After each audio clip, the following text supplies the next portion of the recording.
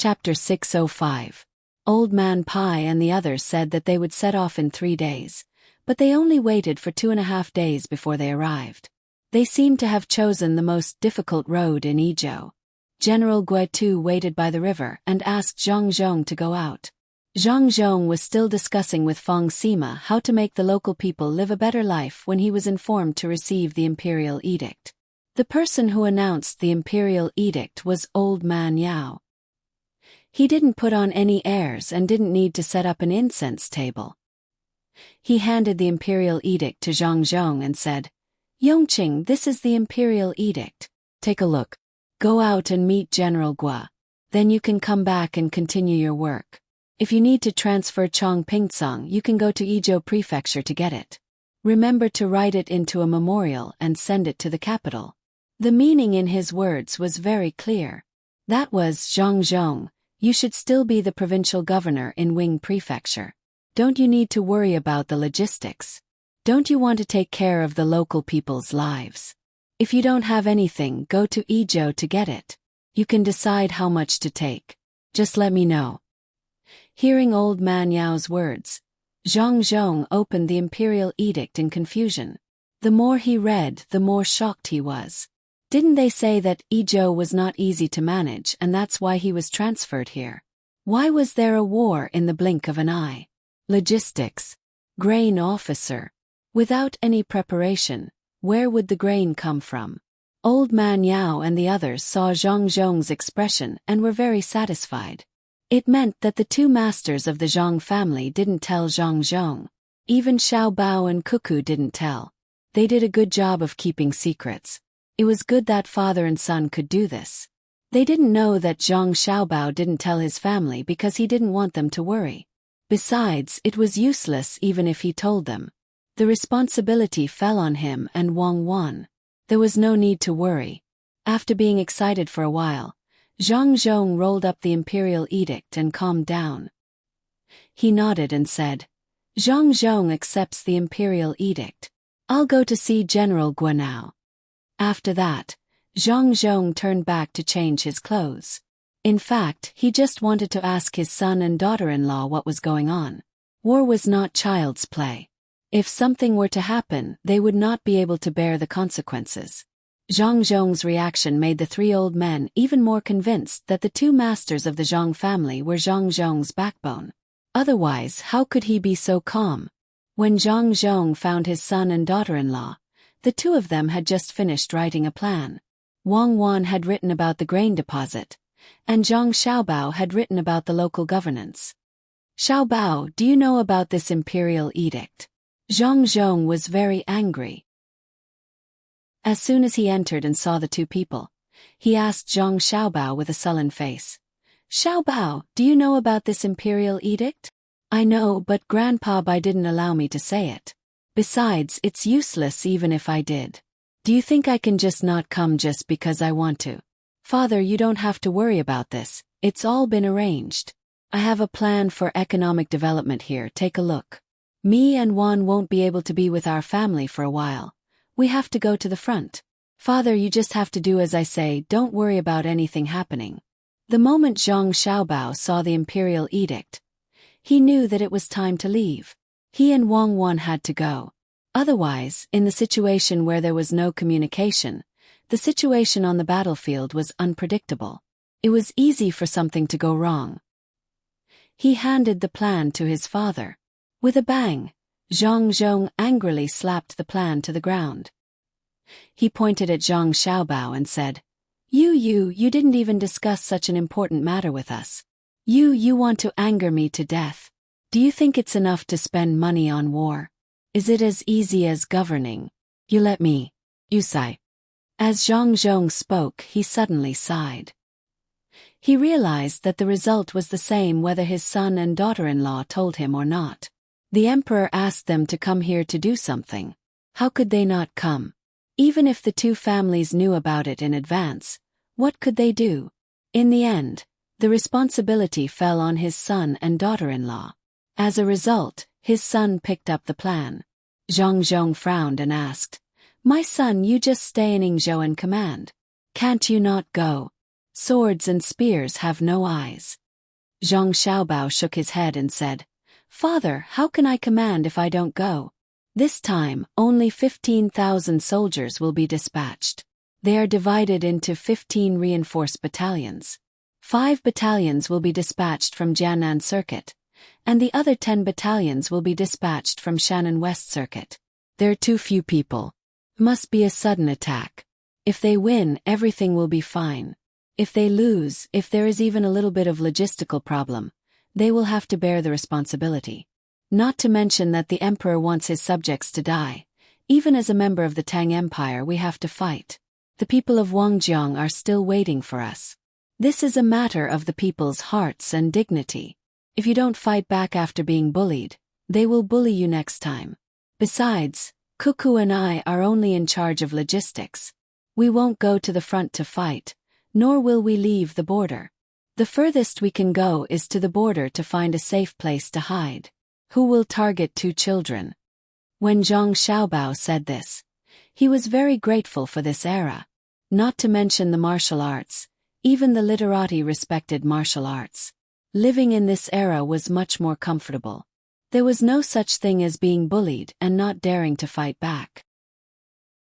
If you kill one of my people, I will slaughter your village. Otherwise, how could Korea and Japan be my subjects? Zhang Zhong was also excited by his son's words. He usually practiced swordsmanship and archery. When he thought that his son and daughter-in-law would not rush to the front, he was relieved. My son, since this is the case, then go. Remember, be very careful. Bring the members of the Zero team. I will also train the other members of the Seedling Protection team. If there is a shortage of people, you can make up for it. Remember to bring more people from the inner yard. I will wait for you to avenge the people of Wangjiang. Zhang Zhong suppressed the reluctance in his heart and patted his son's shoulder. At this moment, Zhang Xiaobao suddenly felt an inexplicable sense of excitement. It was just like when he had lost someone he could rely on to find his own path. He was not afraid, but filled with confidence and anticipation for the future. Zhang Zhong changed his clothes and brought his son and daughter-in-law to meet Guotu by the river. Team was not small. There were 56 members of the Seedling Protection Team, 30 people from the inner yard, 200 guards borrowed from Li Sun, and other idlers. It took them more than 2 hours to meet General Gua Tuesday. Zhang Zhong was nominally the person in charge of this matter. Naturally, he was the one to talk to Gua Tuesday. Zhang Xiaobao and Wang Wan accompanied him. Guotu looked to be in his 40s. His beard was not short from his cheeks to his ears. He did not look like a scholarly general in Zhang Xiaobao and Wang Wan's imagination. He spoke straightforwardly and did not show any respect to Zhang Zhong. It sounded like he was constantly questioning Zhang Zhong, asking if he had prepared the provisions. Zhang Zhong did not get angry with the other party. He answered briefly, and the meeting was over. Guotu arrogantly led the team and left hurriedly. The team began to return, but Zhang Xiaobao and Wang Wan stayed behind with a group of people. They looked at the departing team, called out to them, and followed behind.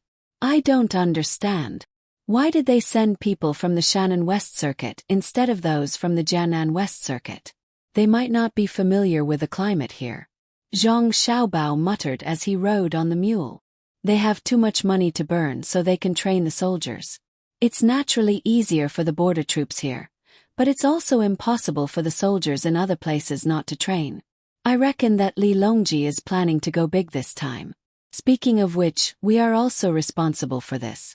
Who asked us to govern this place so well, especially when we gave away so many technologies for the people's livelihood? If it weren't for those technologies, Li Longji would still be worrying about the lives of the people. Now he can relax. Any person in power will have thoughts of expansion when they know that the economy can develop. Wang Wan was also riding on a mule. She was biting on an unripe apple in her hand. It was bitter and astringent, but she still enjoyed eating it. She also answered Zhang Xiaobao's questions while she was at it. Zhang Xiaobao nodded. That's about right. Who cares what he thinks, we'll just live our lives. Luckily, I made preparations in advance. There are indeed many horses. Is the terrain suitable for riding horses? I don't know what they're thinking, but the distance from here to Jinchuan City in Jinshui is about 150 to 160 kilometers, right? Let's see how they're going to get there in 10 days. From the map, there's a small mountain there. It's the most difficult snow mountain to climb back then. Do you think they can just go around it? It'll be fine when they get to Jinchuan. There's a big river there and a flat plain. It's suitable for cavalry to attack. If it were me, I would let the light infantry go first. The cavalry at the back would be responsible for transporting the armor. The infantry's mission is to kill every village they see. Even if they don't kill, they have to lock them up. Once the cavalry went around the mountain and caught up with the infantry in front, the cavalry would split up. One group would go north and then east across the Rua River to harass the reinforcements that might appear in the northwest. The other group would go down, ignoring the surrounding villages, and force their way into Danba City to feign an attack. A group of infantry would also follow behind the Danba cavalry to create momentum. Each person would raise a stove and change the group flag to the formation flag, driving the people to Jinchuan City. The rest of the infantry would split into a battalion to form a formation in the north and south. The main force would move slightly north to the shore of the Rua River. They would set up camp, secretly cut firewood, and sail day and night, diagonally facing Jinchuan City. The cavalry at the front would go around the city to block the reinforcements coming from the west. They would lead the people into the city, encircle but not attack, wasting the provisions of Jinchuan. They would wait for the enemy to move troops from all sides to encircle and suppress them. In the northwest, the light cavalry would go south and point their swords at Jinchuan. When they crossed the river at Jinchuan, they would retreat. The cavalry in the west would take a detour and cross the river together with them. Feigning an attack on Danba, the infantry would cross the river and flee to the west. They would try to lure Danba to send troops to form an encirclement with the soldiers of Jinchuan City and the enemy. At that time, the battalion that drove the people away would quickly regroup and retreat to the border. The cavalry and the camping troops would go down the Rua River and attack Danba. After that, they would retreat from Chengdu and place the troops on the west side of Danba. They would either succeed in converging with the troops attacking Danba or Wang Wan couldn't go to the front line to command. She could only talk about strategy on paper. As she talked, she didn't say anything in the end. That meant that the other troops had given up. Zhang Xiaobao didn't know about this kind of military matters. When he heard Wang Wan's words, he sighed and said, "It's really based on Jun Mo's words. A general's success is built on the bones of thousands of people. I don't know about war, but according to what you said, it's better to equip the cavalry that feigned an attack on Danba with 2 or 3 horses. When the infantrymen converged, the horses would be distributed to the infantrymen. After that, the infantrymen would finish luring the enemy and attack Danba. A small number of them would row boats to the south and wait for a while. Those who have horses would use the speed to go around the river and cross the river to the south. Maybe a few more of them would come back. Let's not talk about this anymore. It's not like I'm the one leading the troops. The situation on the battlefield is constantly changing. No one can grasp it so well, especially when we don't know the information of the enemy's generals. If Danba sees an opportunity and doesn't make a move, then all of our arrangements would be ruined. Or maybe the general of Jinchuan is a simple-minded person. When he sees the enemy coming to attack, he clearly doesn't know how many troops the enemy has and leads the troops to cross the river and attack the main camp of the infantrymen. This will also disrupt the plan. After Wang Wan finished explaining her battle plan, she felt comfortable in her heart. She swayed on the mule and followed the troops forward slowly. Even if she wanted to go fast, she couldn't. The next day, at noon, the sky became gloomy. The local people who were familiar with the weather knew that it was going to rain. If it didn't rain, it would probably stop at night. It would let the humid and hot weather cool down for a few days. Riding on the horse, Guotu raised his head and looked at the sky. His face also became gloomy. If it really rained, not to mention reaching Jinchuan in 10 days, they wouldn't even be able to reach Pengzhou. They would still have to travel through Jiannan province with difficulty. Every day they delayed would make it easier for Tubo to discover them. Great General, why don't we let the lightly armed infantrymen go first and watch over the local villages? After that we can burn the fields and let Tubo fall into chaos for a while. Lu Jun was also worried. He rode to the side and suggested. He shook Guitu's head. No, if the infantrymen go first, the cavalry will be even slower if they help to transport the goods. Perhaps by the time we reach Jinchuan, Tubo will have already arranged their troops and are waiting for us to attack. At that time, the advantage of the cavalry will be used. Moreover, although we said that we are going to launch a sneak attack, we don't really plan to launch a sneak attack. With 15,000 people, even if we can't take down Jinchuan, we will be able to make Tubo not dare to make any big moves. When the time comes, we will seize the land and harvest the food. Let's see how Tubo will deal with it. Will the soldiers of our dynasty not be able to wield their sabers? What this general is worried about is whether the provisions can keep up. If the army is everywhere and the provisions are not delivered within 5 days, this general will definitely not spare Zhang. Send out an order to the entire army to increase their speed. Take advantage of the time before it rains and make it out of the rainy area. As you command. Lu Jun also knew that if the infantrymen were to advance, it would be easy for Tubo to discover them in advance. If they really listened to him and something happened, he wouldn't be able to bear the responsibility. Thus he could only follow orders. Xiao Bao, it is going to rain. This is really a bad start. I hope that our arrangements will be effective. I am puzzled.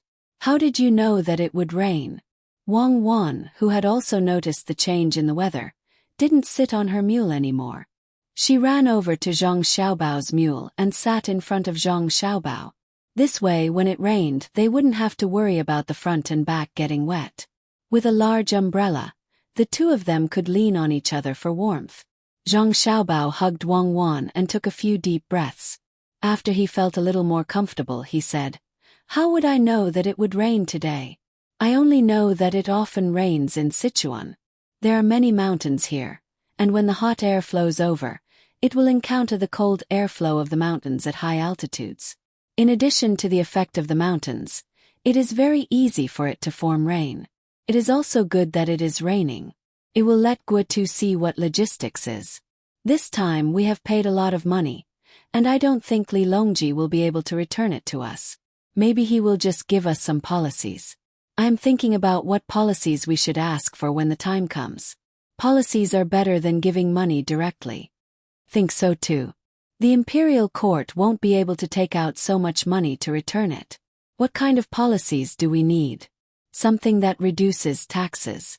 That's not good. We should pay the taxes. If we don't, the country will be short of money. It would be best if it is related to the tea and horse trade. I remember that there was a person who was 3 years older than me in the courtyard where my family used to live. He made a lot of money by getting a customs clearance from his father. When he got a customs clearance, other people would partner with him to do business. They would split the profits 50 to 50. At that time, other people also advised me to ask my family for money to repair the roads. But I don't like to make money. Why don't we also have a road repair policy?" Wang Wan was the person who understood the benefits of a policy the most. With a policy there would be a lot of money. How could Zhang Xiaobao agree to such a policy? He said, "No, definitely not. Even if you give it to me for free, I don't want it. We might even have to fork out the money to repair the roads. Who are we going to earn from then? There are no tolls to be collected. It would be best if we could get a decree that allows free trade at the borders. Both on land and in the sea are fine." The rain finally fell from the sky. Guitu's team couldn't get out of the rain area. Not to mention that people and horses were walking on bad roads. Even if a sports car was driving on the highway, they wouldn't be able to avoid the rain. The range of the rain was too large. Zhang Xiaobao and Wang Wan's team put on their raincoats and umbrellas. Even the mules were covered with a layer of oilcloth. They continued to move forward in the wind and rain. Their speed was even faster than the army in front of them. Of course, the fighting ability of the team led by the two people was much better than the army in front of them.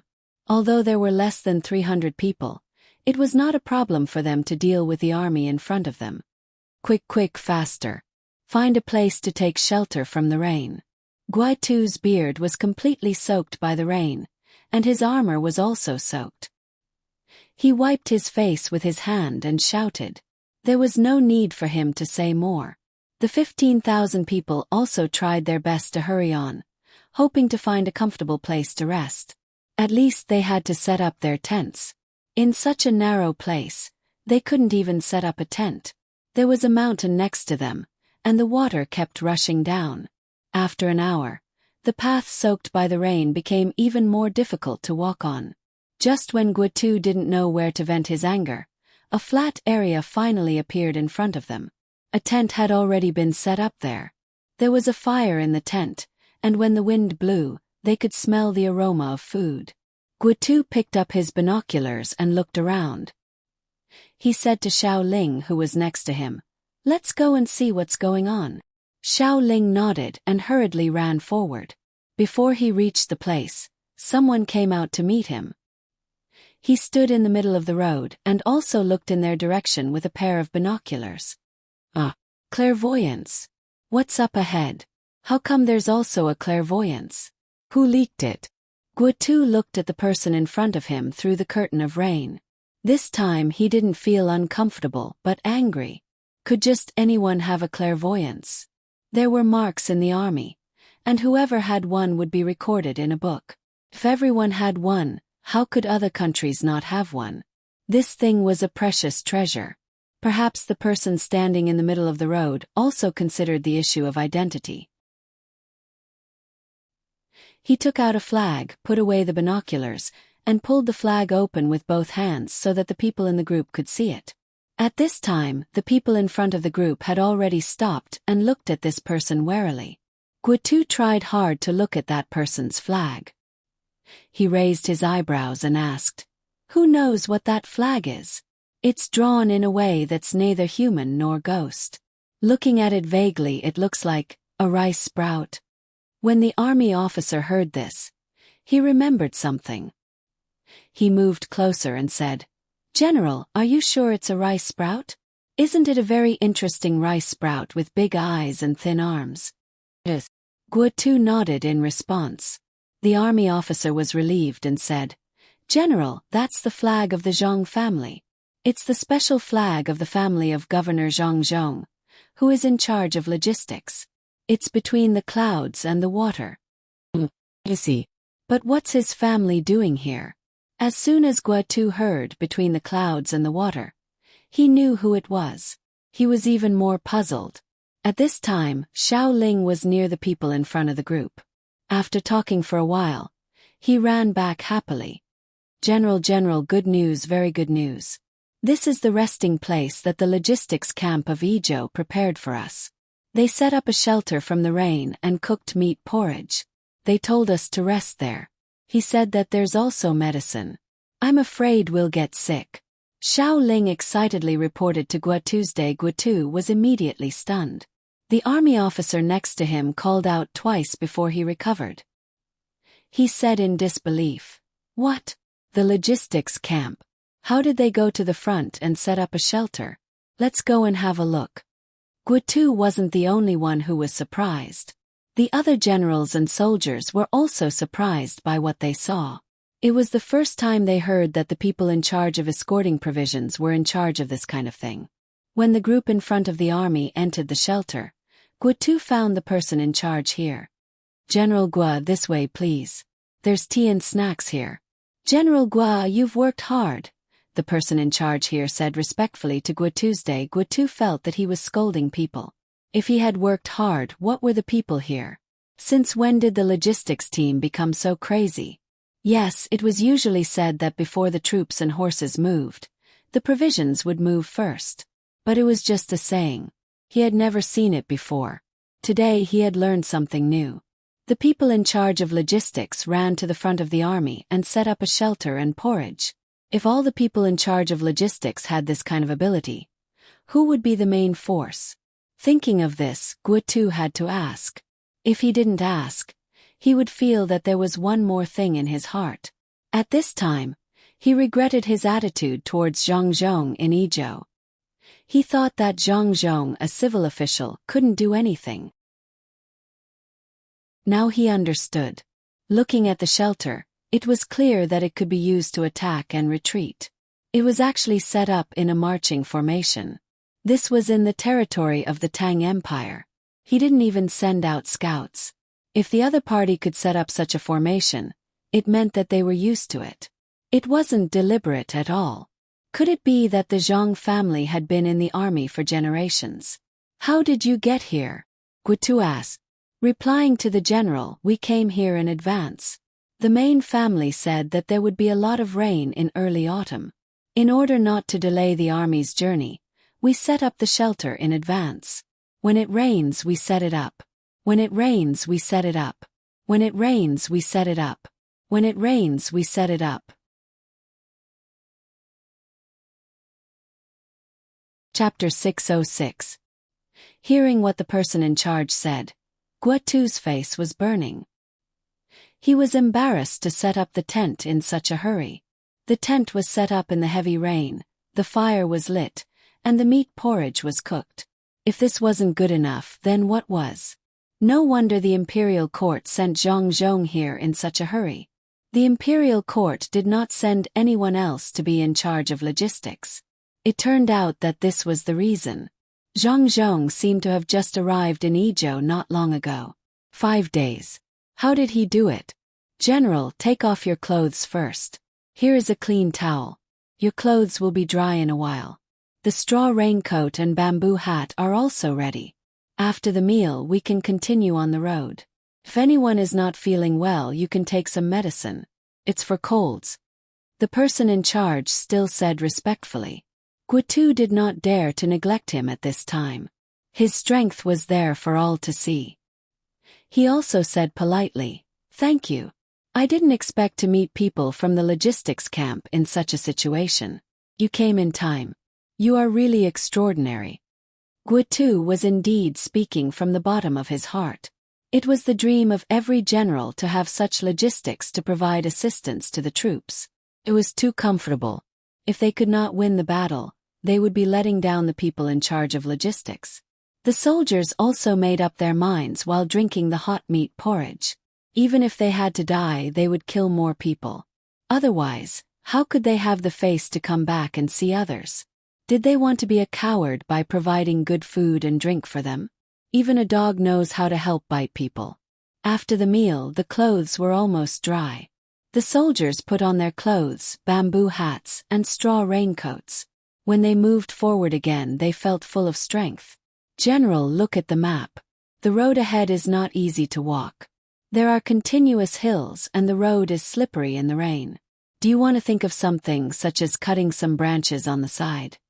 The team moved forward for another 2 hours, but the rain still did not stop. The officer held a military map printed with ink in his hand and said to Guotu's. This map was sent to the imperial court by the Zhang family. When Guotu saw the map, he sighed again. With the help of the clairvoyance, the Zhang family seemed to have prepared everything. Looking at the terrain on the map, Guotu hesitated for a moment and said, "Let's go there and take a look. The road here is narrow, so let's go quickly. If we really can't go up, we can cut down branches nearby." Half an hour later, when the team in front arrived at the foot of the hill, Guotu, who had seen the situation through the 1,000-mile eye, was shocked again. There were many people laying sand and stones on the hillside in the heavy rain. The sand and stones had been laid from the bottom of the hillside to the top of the hillside. Beside them, there was a flag that was wet and rolled up by the rain. It didn't need to be unfolded to know what was painted on it. It must be a cute rice seedling with a pair of big eyes, indicating that it was from the logistics battalion of the Zhang family in Izhou. Run forward. If anyone is delayed, you have to ask for punishment from the logistics camp. Mother Fastress Kerr, did you see that? This is what we call logistics. Unimpeded. Everyone follow me. Guotu shouted excitedly and the order was passed down. The team in front rushed up the hillside in an orderly manner. When they stood on the hillside and looked down, they saw that the road here was also paved.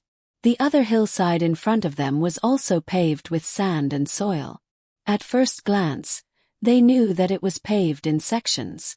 Looking at the figures in the rain, bending down and shoveling sand onto the road, it would be a lie to say that they weren't moved. All the soldiers had a different feeling in their hearts. If the logistics camp could do logistics to such an extent, then what about the main force? This battle could only be won, not lost, even if there was only one person left. Many of the soldiers had tears in their eyes as they walked through this so-called most difficult yet easiest mountain path. When Guotu walked over and looked back, he said with emotion, "Zhang is really amazing. No one dares to challenge the Zhang family's logistics. This is good. We don't have to worry about the logistics not being able to keep up. I just don't know to what extent they can do logistics." Lu Jun listened on the side and agreed. General is right. After we win this battle, we must thank Zhang properly when we come back. No wonder the emperor transferred Zhang from Shuzhou to Yingzhou instead of sending someone else. No one else could do this. This kind of logistics is too scary. Lu Jun nodded and said, "You are right. After winning this battle, we must thank Zhang properly when we come back. I just don't understand. How did they arrange all the way to Yizhou? Where did they get the time? I heard that in the imperial court, Zhang's name has long been familiar and no one is allowed to impeach him. First I thought it was fake. Now it seems that it is true. Whoever impeaches Zhang has bad intentions. Not to mention that such a person rarely does anything wrong. Even if he does, he is right. No matter where he is, he can immediately take care of the local affairs. What's the big deal if he makes a mistake? General, don't you think so?" "Yes, that's right. If someone badmouths Zhang to me, I won't be willing either. If I have someone like Zhang as my subordinate, if anyone dares to badmouth him, the first person I'll deal with will be that person. Then I'll ask who asked him to come here. Zhang is really too comfortable to use." Guotu nodded in agreement. He had decided that after winning the battle, he would give some of the things he got to Zhang as compensation for his previous rudeness to Zhang. At that time, Zhang didn't lower himself to his level. Otherwise, he would have done something to the logistics. Now he saw that not only did he not do anything, but he also arranged it very carefully. When he looked down on Zhang, he was actually looking down on himself. At this time, Zhang Xiaobao and Wang Wan also arrived at the location of the first shed. The two of them were not in a hurry. Everything in front of them was arranged. The team stopped to rest and listened to the report of the person in charge. "Young master, young lady, Guotu's team has already gone over. What do I need to do here?" The person in charge brought a big bowl of soup and said to Zhang Xiaobao and Wang Wan. Zhang Xiaobao glanced at the soup and praised. "Not bad, you put in a lot of ginger. You don't have to worry now, it's still raining. Once the rain stops, we'll act according to my plan. We'll move the logistics forward. Cuckoo has made some calculations. This attack might not be successful, so we must be prepared," Zhang Xiaobao said as he handed the new plan to the person in charge. The person in charge took it and respectfully left so that the young master and young lady could drink the soup. As for whether the young lady's judgment was wrong, he didn't even dare to think about it. What the god said was right. He had never encountered a situation where he was wrong. It was fine to move the logistics forward. It didn't cost him anything. Wang Wan had learned to maintain appropriate silence when doing things outside. Her mother and Zhang Xiaobao's mother had taught her that when she was with a man outside, she should try to let the man take charge as much as possible. No matter how capable a woman was, she couldn't show it, let alone show that she was better than a man. Wang Wan was very obedient, not only because of her mother and future mother-in-law here, but also because it was also like this at home. Even if her father occasionally overdid things, her mother wouldn't say anything to him face to face. When the person in charge left and there was no one around to disturb the two of them, Wang Wan poked Zhang Xiaobao and said, Didn't we agree that I would be in charge of things on the battlefield? When did you write the plan? How come I didn't know? Drink the soup, drink the soup. And the soup is not bad. There's a lot of aged vinegar. Try it. Zhang Xiaobao said evasively and pushed the bowl of soup in front of Wang Wan. I'm asking you a question, please answer it directly. I just realized, Comrade Zhang Xiaobao, after being with you for so many years, why can't I see through you? Wang Wan glared at Zhang Xiaobao and said. Zhang Xiaobao smiled and said, actually, I don't know you very well. Even if I had the chance to know you, I wouldn't know. Think about it, we were originally a police officer and a bandit, so we know each other very well. We lived together here. If we really know everything, then what will we do when we grow up? Will we still have passion in bed? Men and women are attracted to each other in mystery and conquer each other as they gradually understand each other. Don't you want to use your own judgment to conquer me? So you want to conquer me? What do you mean by passion in bed in the future? Why does it sound awkward to me? Do you mean in the future I'll lie in bed and wait for you to conquer me? You've made it clear. Wang Wan's eyes widened. You can conquer me in the future. Easy to talk to. Drink the soup while it's hot. Zhang Xiaobao realized that he really didn't understand Wang Wan in this matter. What future? I'm conquering you now. How old are you? You dare to talk like this. You have to respect me. Wang Wan reached out her hand to pinch Zhang Xiaobao, but stopped. She knew that this little bit of pain had no effect on Zhang Xiaobao. Zhang Xiaobao decided not to continue this conversation. He nodded and drank the soup with his head lowered. If his ears were good, he would be able to hear his vague words. Respect you conquering me. I'll save my energy and enjoy it when I'm passive. After Zhang Xiaobao and Wang Wan led the team to rest and continue on the road, Guotu's team came to a difficult place to walk. This time they didn't have to worry about the mud. The road ahead was full of bare stones. Some were round and some were sharp. It was very difficult for the soldiers to walk on them. The main reason was that the armor on their bodies was too heavy. If they were not careful, they would sprain their ankle or cut a wound on their calf. Guotu looked at the seemingly endless road. The first thing that came to his mind was not how to cross it, but whether the logistics camp would appear again. He stopped and looked around with his clairvoyance, hoping to get help. Just as he was about to be disappointed, a team appeared from a nearby mountain valley. His eyes lit up. General, look, are those people from the logistics camp? Too many. Where did they find so many mules? At the same time, Shen Jun also saw the situation over there and shouted excitedly. Chapter 607.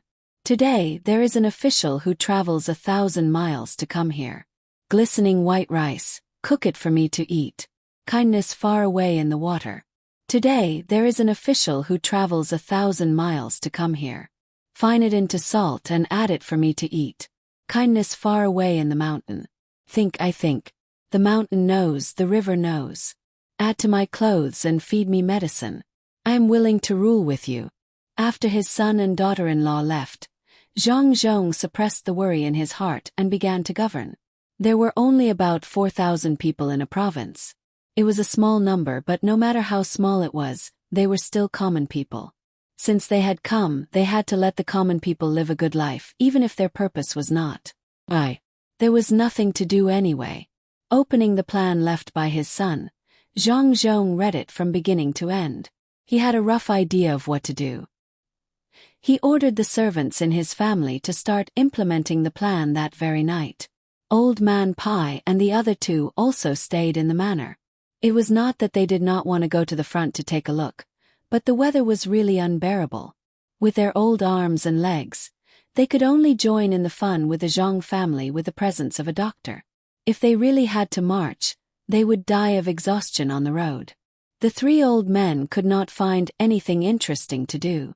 When they were about to go and see Xiao Bao and Cuckoo, they found a very serious problem. The two children were gone. They had seen them before, and Xiao Bao had even told them a story. How did they disappear in the blink of an eye? After some questioning, the 3 old men were dumbfounded. The 2 children were too bold.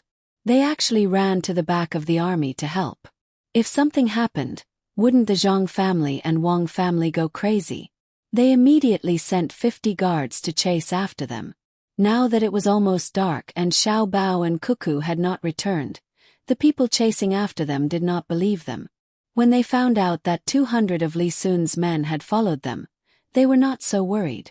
They thought that as long as they followed behind and did not cross the border, nothing would happen. That night, the Zhang family and the Wang family did not work overnight to build a house. Instead, they found thick branches and started a bonfire on the flat ground outside the city. They ate the oily roasted meat, drank the boiled rice wine, and sang and danced. The commoners who helped out were also invited to join in the fun. Zhang Zhong did not mention anything about wages at all. When the commoners came to work, they had no intention of asking for money. When they saw the other party inviting them to work, they happily ate, drank, sang, and danced together. The Zhang family and the Wang family had people in charge of entertainment. They knew many kinds of dances and were very adaptable. If there were locals who were willing to learn, they would teach them. If there were locals who danced by themselves, they would learn and dance with them. The atmosphere was very harmonious. Even Zhang Zhong had put down his pride and pulled Jiang Wang clan to dance around the bonfire. Even the 7 children were dancing and shouting. It was hard to tell what style they were dancing in, but they even sat on the ground. The commoners originally liked to be lively. They would sing and dance when there was something to do. However, in the past, other than harvesting, farming, marriage, and funerals, it was very difficult to find a time when so many people gathered together. The total number of people in the Zhang family and the Wang family was more than 1,000. This was not the village, but the inner courtyard and the doctors. Old Man Chong was alone, while Old Man Pai and Old Man Yao's family were more than 500 people. This was under the condition that each family sent out 50 guards. The 2 people were having fun on the flat ground outside the city. It was so lively that the remaining commoners in the city could not stay still. They all dragged their families out to join in the fun. If anyone wanted to sing for everyone, there would be improvised accompaniment by the band. There were even dancers who moved to the music.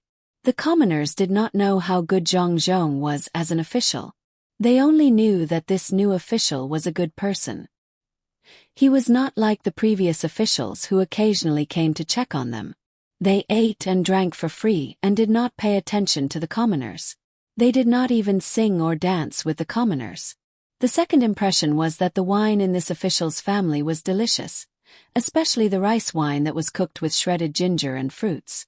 It was sour, sweet, and cold.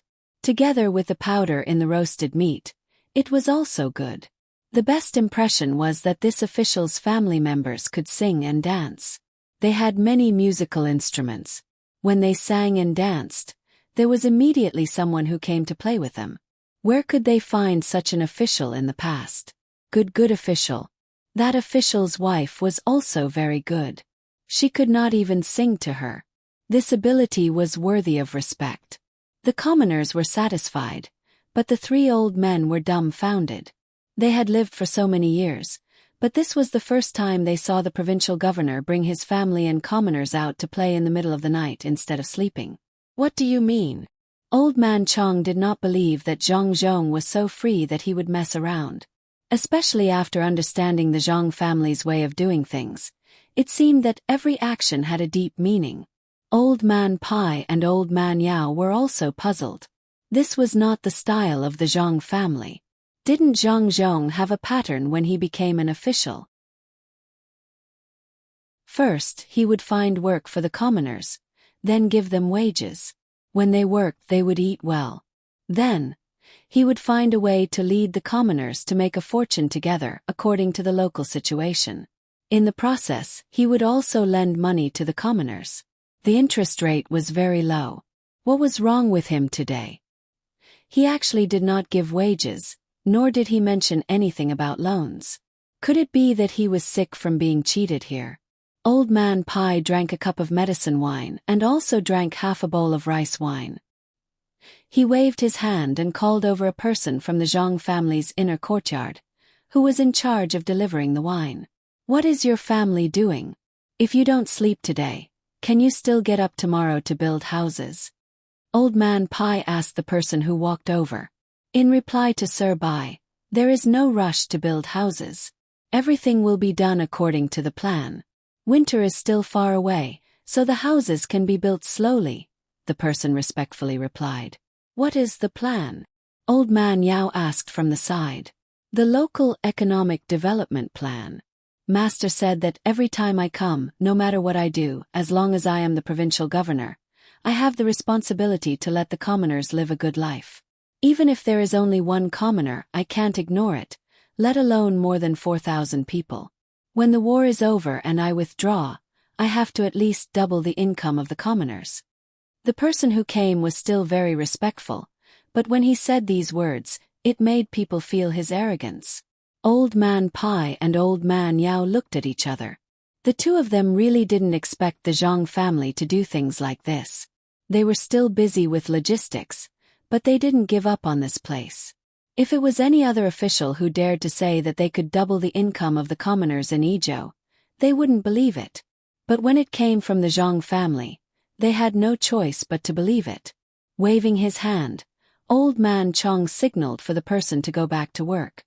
He didn't ask for details because he couldn't ask. The Zhang family and the Wang family each had their own division of labor, so the person who delivered the wine definitely couldn't know the details of the plan. If only all the officials of the Tang Empire could be like this. Zhang Zhong is a bit stupid, but he can't find fault with the way he acts as an official. He is wholeheartedly devoted to the commoners, has never been greedy for taxes, and has never accepted bribes.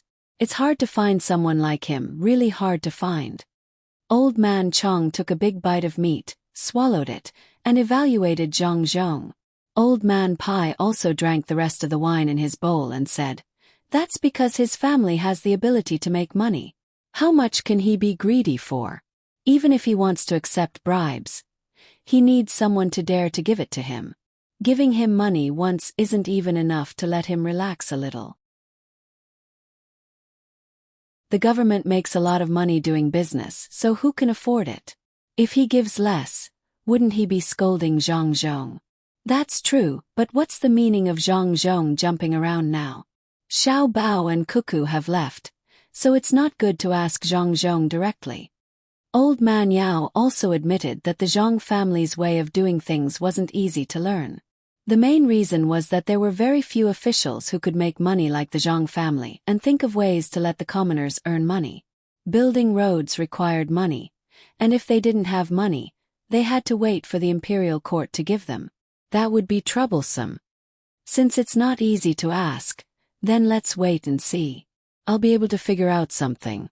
I'll write it down and let other officials learn from it.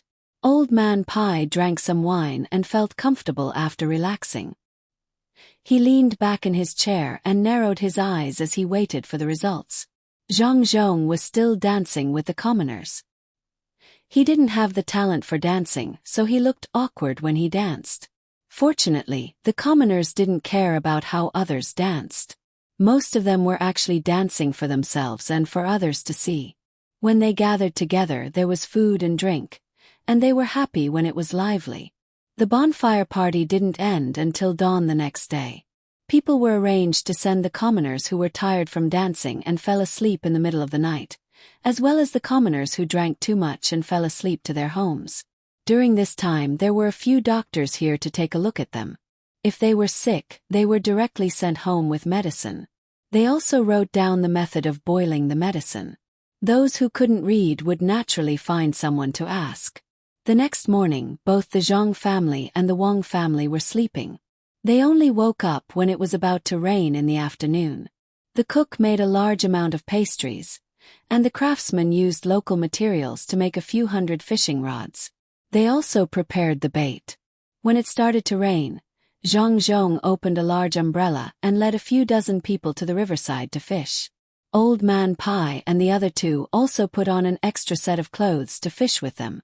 The commoners who also woke up were busy with their own family matters, while others were holding prescriptions and asking people how to boil the medicine.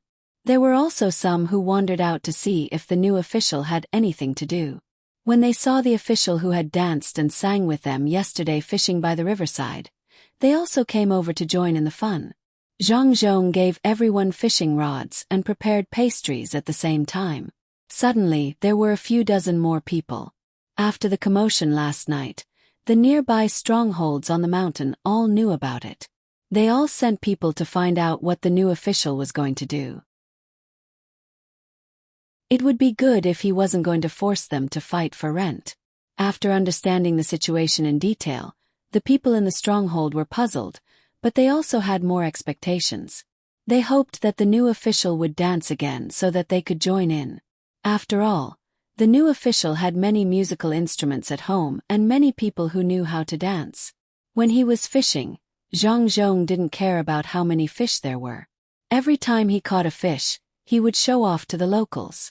Every time the locals caught a fish, he would go over and celebrate with them. He gave people the impression that he wasn't a provincial governor, but a very ordinary person. After the old man Pai caught a big fish and was flattered by Zhang Zhong, he said in confusion, "Is this still Zhang Zhong?" In the past, Zhang Zhong didn't do anything. He was polite and didn't panic. He didn't show any joy. He was so steady that it made people feel that he was like a towering mountain. Could this be a person changed by the environment? On the third day there was no rain at night, so the bonfire party continued. This time it was amazing. Not only did the people in the city come out, but many people in the stronghold also came out. The young chiefs of 2 strongholds also came out and joined in the fun. They drank and chatted. Zhang Zhong and the 2 chiefs had their arms around each other's shoulders and walked around. From time to time they would joke with each other. When it was dawn, he gave the people in the stronghold a lot of rice, salt and cloth. He talked with the 2 chiefs and agreed that tomorrow they would go to one of the strongholds to play.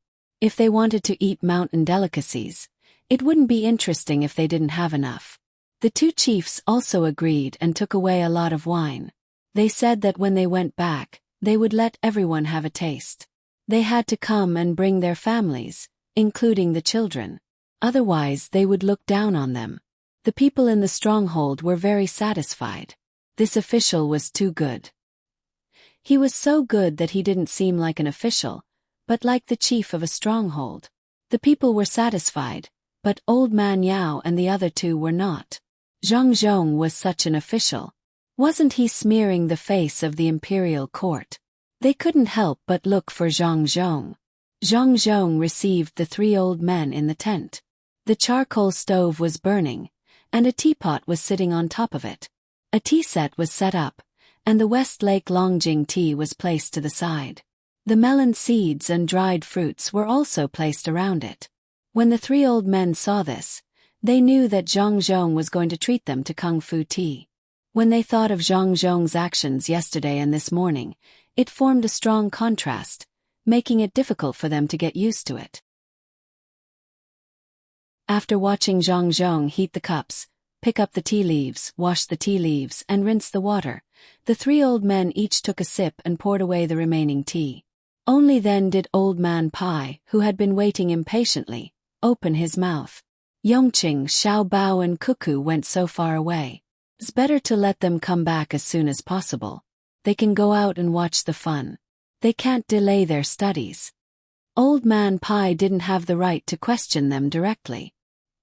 He didn't have the right to question them, so he could only beat around the bush. When Zhang Xiaobao and Wang Wan said that it would delay their studies, even he didn't believe it himself. There was nothing left to teach. What needed to be memorized, the 2 people with high IQ had already memorized it all. They had the ability to understand adults and the memory of children. Now, when Zhang Xiaobao and Wang Wan were together with Old Man Pai and Old Man Yao, they were mostly discussing or learning from the 2 old men's way of thinking. When Zhang Zhong heard Old Man Pai mention his son and daughter-in-law, his eyes flickered. As a father, he didn't feel bad for them, but no one else did. If there was someone in the 2 families who could do this, other than Xiao Bao and Cuckoo, Even if they were only half as good as his son and daughter-in-law, he wouldn't have to let the two children go out. He sighed and said, "Other people's children are still young, but Xiao Bao and Cuckoo are older. If they want to go out and play, they can go out and play for a few days. Can't control them. Yongqing, don't be like this. I think Xiao Bao and Cuckoo are not bad. Before they left, they told me about the people in Izhou. Unfortunately, I didn't have time to ask them. Yongqing, do you know what the two children are thinking?" Old Man Pai casually asked Zhang Zhong as he took the third cup of tea that Zhang Zhong poured for him. Zhang Zhong missed his son even more now.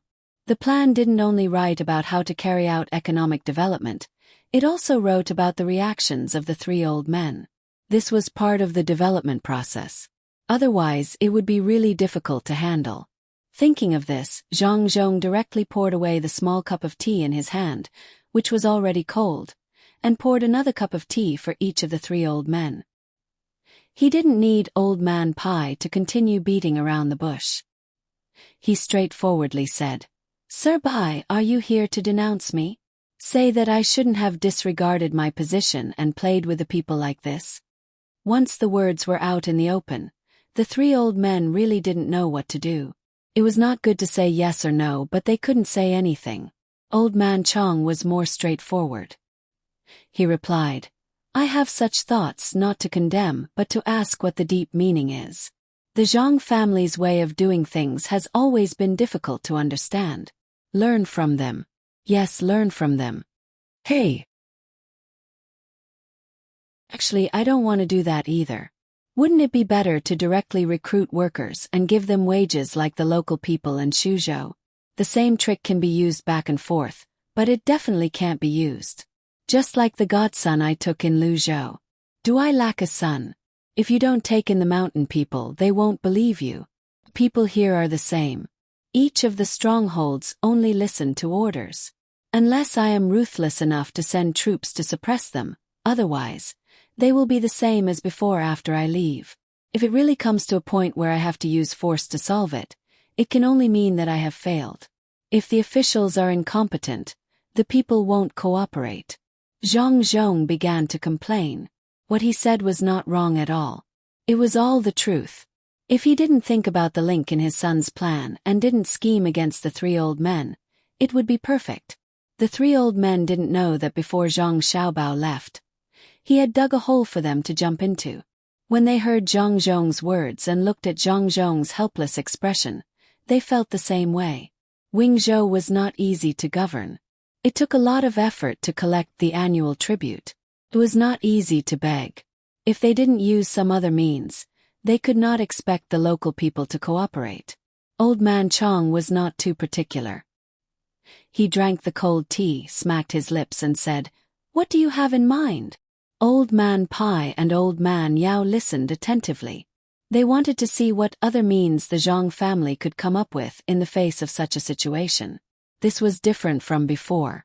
When Lu Zhou was in charge, the mountain people cooperated. One reason was that Zhang Zhong did give them benefits and even took in a son. Another reason was that the local people were affected by the disaster. Now that Wingzhou was not affected by the disaster, they couldn't think of a way to make others suffer. Zhang Zhong didn't speak this time. He seemed to be thinking, but he didn't forget to pour tea for the three old men. When the tea leaves were brewed for the 7th time, he said, "My solution is simple. Since I can't use my identity as an official to gain the people's trust, then I'll become brothers with them. I'll invite them to play now and go to their stronghold tomorrow. We'll give each other things. Don't let them think that they owe you, and don't let them think that you owe them. After a period of time, when you're familiar with each other, you can discuss with them how to get rich as brothers. That way they won't think that you're lying to them. To be honest, I've even prepared the rooster and yellow paper. I even asked someone to bring me a scalpel. I'm ready to drink blood and marry them. I always feel that the prestige of an official doesn't depend on how powerful you are. It depends on whether you can make the people in the place you govern treat you sincerely, and whether you can make them live a good life. Even if I'm demoted now and don't have any official position, when I return to Sanshui County, will I still lack face? Will I lose face if I'm sent to Luzhou to be a scribe? Not to mention a little face. I'm even willing to give up my life. Asterisk asterisk asterisk asterisk asterisk. Asterisk asterisk asterisk asterisk asterisk asterisk. When Zhang Zhong said what his son and daughter-in-law said to him, he suddenly felt noble. The three old men were shocked. They did not expect Zhang Zhong to say such heroic words. At the same time, they had to admit that Zhang Zhong was right. This was especially true for Old Man Pai. He had seen with his own eyes the scene of thousands of people sending Zhang Zhong off when he left Huayuan County. He also knew how Lu Zhou came up with the 10,000 people watch. Not to mention that Zhang Zhong still had an official position, and the Zhang family and the Wang family still had business. Even if they had nothing, as long as they were still alive, as long as they were in a place like this, all they had to do was say hello, and thousands of people would get along well. So, if I don't do this, it's still wrong. Old Man Pai suddenly had such a thought in his mind. Zhang Zhong continued to pour the tea. This was the 9th time, and the color of the tea was still as strong. Old Man Yao was the first to react. He looked at the tea in the cup and asked, "What's wrong with your tea? Why is the Westlake Longjing tea so bland that I can't drink it anymore after 8 steepings? How can your tea still be brewed?" It's not that the tea given to Master Yao is not good. It's just that we've recently adopted a new tea frying technique. Moreover, the tea we picked is really good. That's why I can make 2 more steepings. The tea will be bland if I make 2 more steepings. It's just 2 more steepings. Please, Zhang Zhong said modestly, but he was very proud in his heart. Of course, his son and daughter-in-law had to keep the good stuff for their own family. It was good enough that they drank it. The tea they sent to the palace only had 7 steepings. They did not dare to send good tea. Otherwise, how would they explain if the tea was not good enough in a bad year? Old Man Chong did not care about the number of steepings when he drank tea. He felt that the thick and large steeped jasmine tea was better than the current Longjing tea. He had nothing to do with 100 steepings. However, Old Man Pai and Old Man Yao understood that even if there were 2 more steepings, the price would increase by several times. This method of drinking tea was no longer to eliminate indigestion. If one really wanted to aid digestion, it was better to drink black tea. There was no need to drink green tea. Drinking tea was a kind of status. If it was better, one would be better than others. Old Man Pai looked at the small clumps of Westlake Longjing tea in the tea box beside him. He finally could not help but say, "The new technique is good. Let's try it later." Zhang Zhong took out the 3 boxes that he had prepared earlier. There was this part in the proposal, and even the person who proposed it was indicated. Sure enough, it was not bad. What his son left behind was not a proposal, but a life-saving silk pouch. It was a foresight. Even if Sir Bai did not say it, I would have someone send the new tea over later. Let's see how the new technique is. Sir Bai, do you like outdoor sports? As Zhang Zhong spoke, he pushed the 3 boxes in front of the 3 old men. Old Man Chong was the most straightforward. He held the box in his arms and was ready to send it to his master, Zhang Jiuling. He asked, "What kind of outdoor sports are outdoor sports?" "It's sports outside the house, such as horseback riding, archery, and alpine skiing. This alpine skiing is suitable for this place. There is snow on the mountain now. When winter comes, it will be even more amazing. Use the skis to quickly slide down from the top. Feel the cold, the blood in your heart, and the heroism of flying." Zhang Zhong awkwardly used the advertising slogan written by his son. After seeing the 3 old men nodding to show that they understood, Zhang Zhong continued, "Even if this place is done according to the method of tourism, ordinary people are not willing to come here. There must be a special feature, which is alpine skiing. It is not convenient to transport things out, so it is better to lead people in. Experience alpine skiing, find a relatively fast-flowing river, and experience the singing and dancing of the local people. Then write a few fairy tale-like stories and print them into books. Build a fairy tale-like world here. The local people will be able to earn money, and at the same time it will promote communication with outsiders. I hope that Sir Bai, Sir Yao, and Uncle Zhang can help with this matter. In the name of the three of you, invite officials or rich people from Jiannan to come here and write poems. The first time is free, and there will be gifts. Zhang Zhong was not afraid that the three of them would not agree. He had made it clear just now.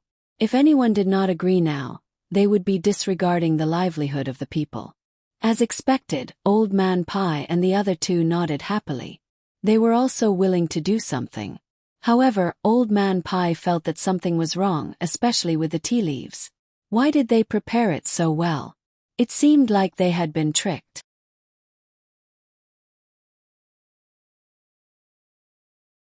Chapter 608. Thousands of miles of rivers and mountains. Thousands of miles of distance. Vast mountains and rivers at the border. Winding paths light into lines. Dark mountains and dark bridges. Without seeing the galaxy, the wind is not warm. How can the moon and leaves wither? Before leaving the border, the boats of the Jinchuan branch await. In the dark night, there were no stars and no moon. After the rain stopped, the cloudy day seemed colder than before.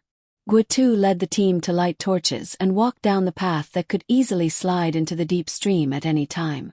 Knowing that he had been delayed, he wanted to grow wings and fly across this distance. The only thing that satisfied him these days was the logistics camp. They always waited in front of him to arrange everything. If he wanted to rest at night, there was a special place. When it was time to eat, there was also hot food. If he didn't know that he had a mission, he would think that he was traveling in the Yaowang mountain of Yaozhou. It gave him the feeling that this was not marching. It was too comfortable. Even before walking this path, there were people who prepared ropes and connected them one by one to prevent them from falling into the stream. But the speed of the march was still slow. If this continued, they might not even see the border, let alone reach the Jinchuan in 10 days. If it was another time, they might find a reason to blame the logistics camp, saying that the food supply was not in time. But facing the logistics camp of Yizhou, even the most shameless general did not dare to do so. If they all thought that the logistics camp was not doing a good job, how could they expect the logistics camp to carry them through? It was better to withdraw the army and let the logistics camp fight. If only the logistics camp could let us grow wings. Thinking of the magical logistics camp, Guotu could not help muttering to himself. Zhang Xiaobao and Wang Wan were still leading the troops and following behind the soldiers in front of them for half a day. Their progress was very relaxed, and the troops had expanded a little. The guards that Old Man Bai and Old Man Yao had sent to look for them were persuaded to stay behind. They were prepared to complete a logistics mission together. It is estimated that Guotu's team will reach a suitable place to board the ship in another 2 hours. This is the last journey in the border to see them off. I hope they can complete the mission successfully and try to let as many people come back alive. The people who transported food and cooked along the way can be paid to go home. Zhang Xiaobao looked through his binoculars at the long line of torches on the winding road ahead and gave his blessing. Wang Wan also knew that people had to die in war, whether it was actively or passively. There was no such thing as zero casualties. Many of the soldiers in the front line had not yet married and had children. Who knew how many of them would come back alive and how many of them would be buried in a foreign land? After changing into a pair of short spiked shoes, she held a stick in her hand to prevent herself from accidentally falling down. She looked at the dark night sky and said, "The grain should have already been transported to the border. The follow-up grain is also being gathered. By the time we arrive, they should have entered Tubo's territory. It will be difficult to transport the subsequent grain. We can only wait for Guotu to send a message back to know where to send the grain." What was this? He didn't reveal the battle plan in advance and had to wait until after the border. Even now, I still don't know what his intentions are. I think it's not that he doesn't want to tell us in advance, but that he himself doesn't know how to fight this battle. Perhaps there will be changes at any time. If he tells us his plan now, what if it doesn't work when the time comes? That would be a scam. Let's follow him. This is why logistics is difficult. Zhang Xiaobao took a bite of the compressed biscuit and chewed it in his mouth, speaking in a muffled voice. After 2 hours, the vanguard of the army led by Guitu saw a path that led downwards diagonally. If they didn't take this downwards path and walk directly, they would have to continue on the small path. However, there was a sign erected at this place. Looking at it with the light of the torch, there was an arrow on it, and below it was a row of small words. Go down, you can take a boat. Once you pass the border. The news quickly reached Guitu's day. He led the army forward and looked at the sign before looking at the downwards path. Just as he was hesitating, the river below lit up. Under the illumination of the light, countless boats stopped on the river and moved up and down with the waves. This scene gave Guitu a fright. Fortunately, they didn't pass the border. Otherwise, he would really think that Tubo wanted to launch a sneak attack on him. Of course, this was just a sudden thought. He didn't think that anyone in Tubo would be stupid enough to launch a sneak attack from below. If they wanted to launch a sneak attack, they would lay in ambush on the mountain and throw down a rock. General, look at that flag. It belongs to the logistics camp. Should we take a boat? The army asked softly. He admired the logistics camp even more. They even prepared a transport boat.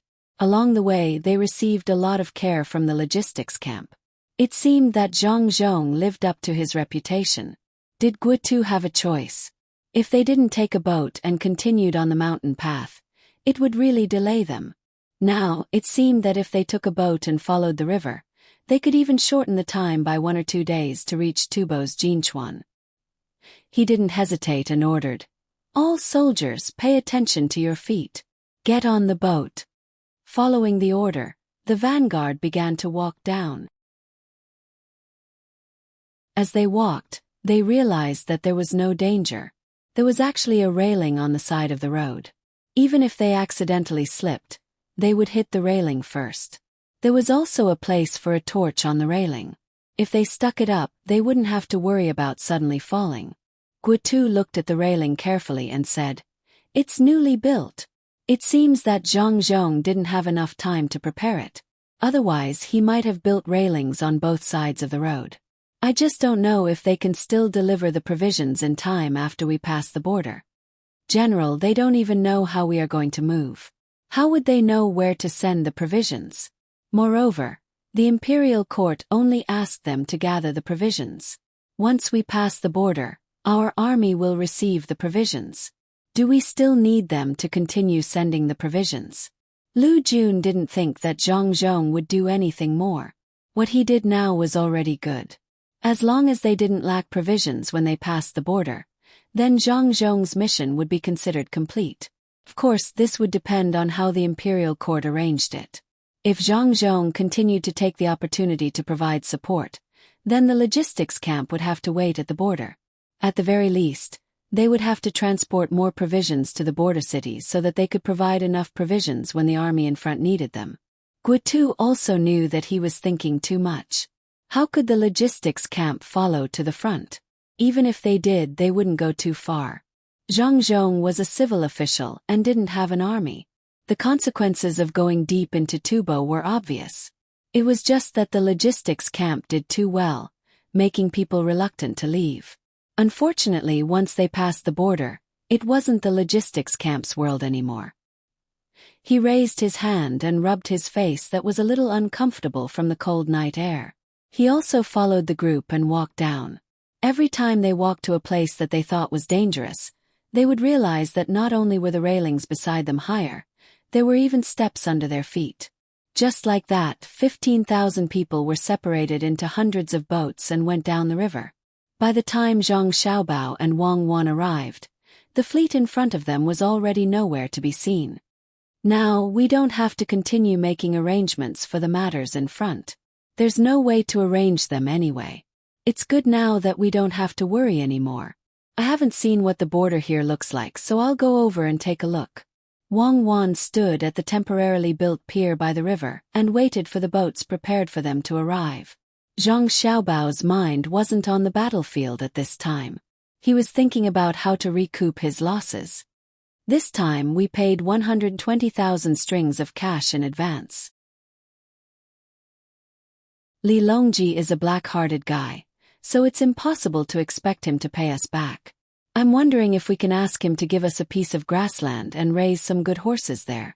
When the time comes, we can ship them to various places and find rich people to participate in horse gambling.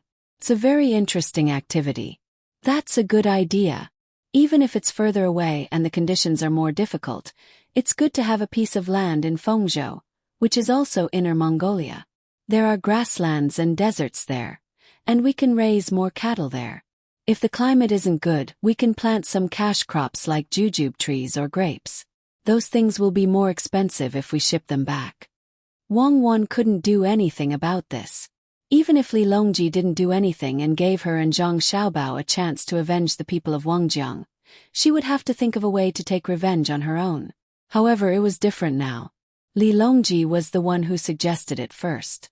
If they couldn't pay back the money, they could use the land in exchange. She believed that Li Longji would agree very quickly. That place wasn't a good place to go now. The winds in the desert were strong, the weather in the grasslands changed frequently, and there were many wolves in the wild. The population was pitifully small, and they were all nomads. Ordinary people wouldn't go even if you gave them money. If they asked for a piece of land there, wouldn't Li Longji go crazy with joy? Thinking of this, Wang Wan said to Zhang Xiaobao, "Do we need to send someone back to tell Grandpa Bai and the others? We can only be at ease after we get the land."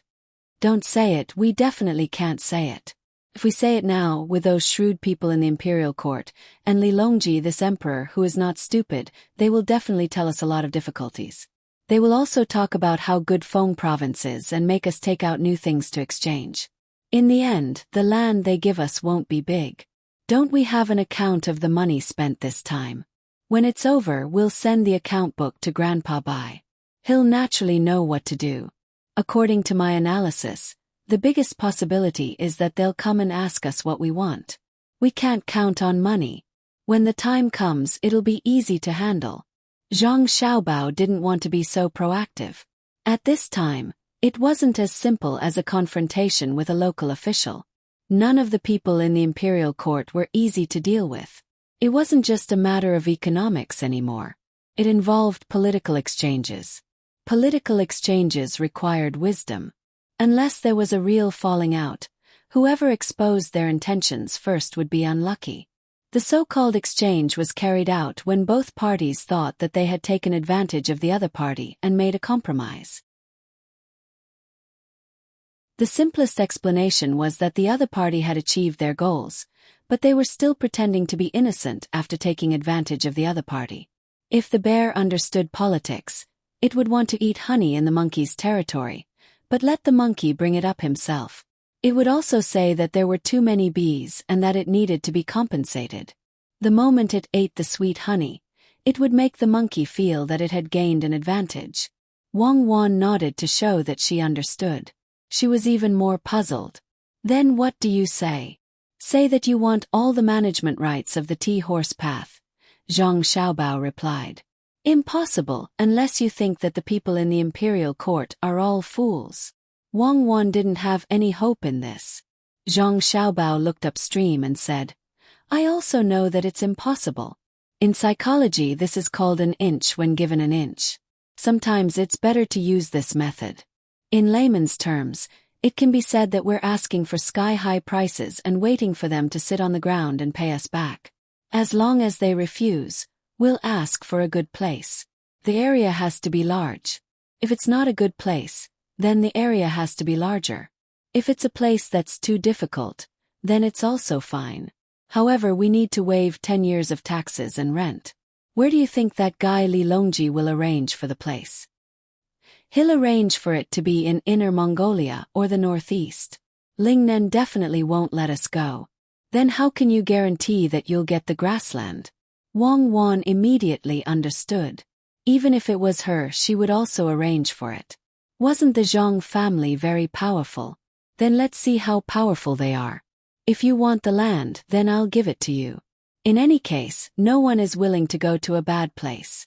If I give it to you, then I'll make it difficult for you. Zhang Xiaobao also thought the same. In fact, it wasn't referring to Li Longji. Many people wanted to see the Zhang family make a fool of themselves in business. This was a common flaw in human nature.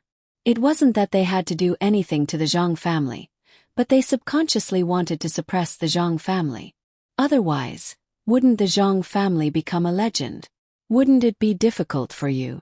After hearing Wang Wan's question, Zhang Xiaobao said, "When it's about time, I'll give others instructions.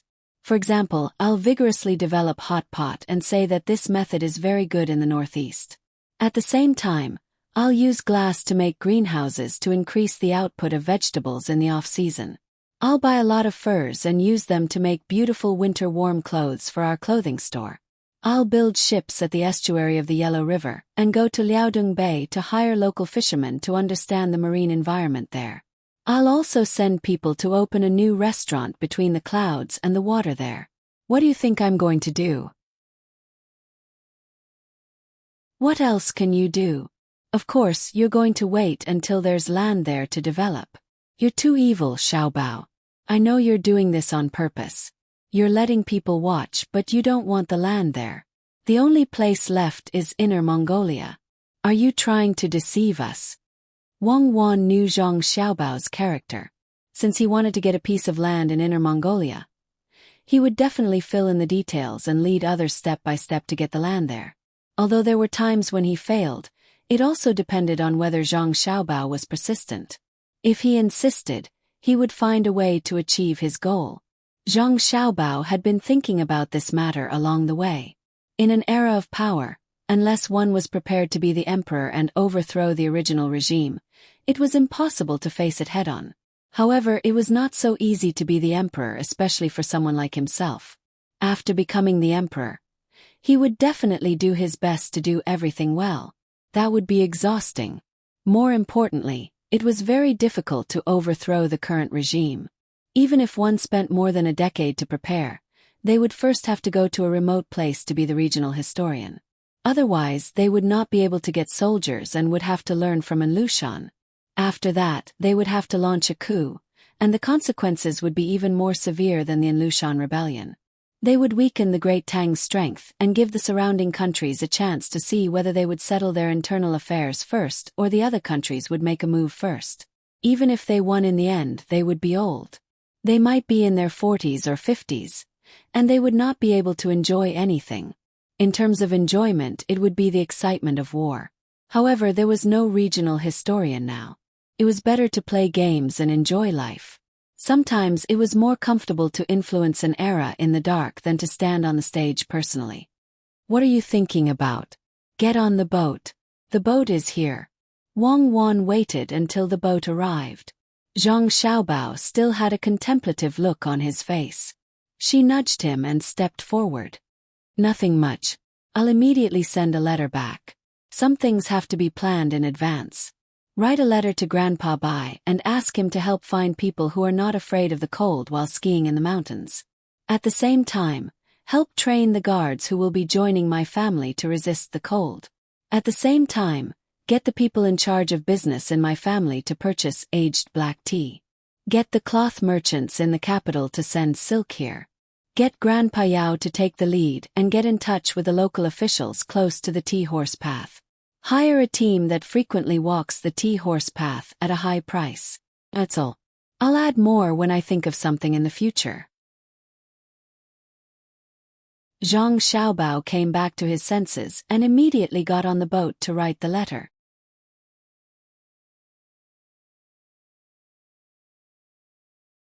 Chapter 609. The water flowed, and it was never too late to be happy. They cooked cows and sheep, drank wine and exchanged cups. Zhang Zhong really brought his family to the village. The three old men also wanted to see how life there was, so they followed along.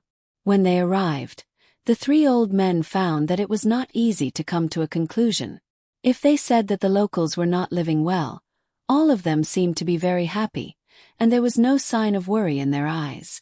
If they said that they were living well, all of their clothes were made of linen, and even the chief was the same. His face was obviously pale, and the little boy did not wear clothes, running around the mountain with his thighs exposed. This is the relationship between spiritual civilization and material civilization that Xiao Bao and Cuckoo often talk about. It would be good if we could let them obtain more material income without destroying their unity and upward spirit. Old Man Pai was now like a theorist who specialized in this field, and said to Old Man Yao and Old Man Chong beside him. Old Man Yao was also used to this kind of talk. Anyone could say it, and it was the kind that kept saying it. However, the most difficult thing was how to increase the income of the local people. The outspoken Old Man Chong asked for Old Man Yao's opinion.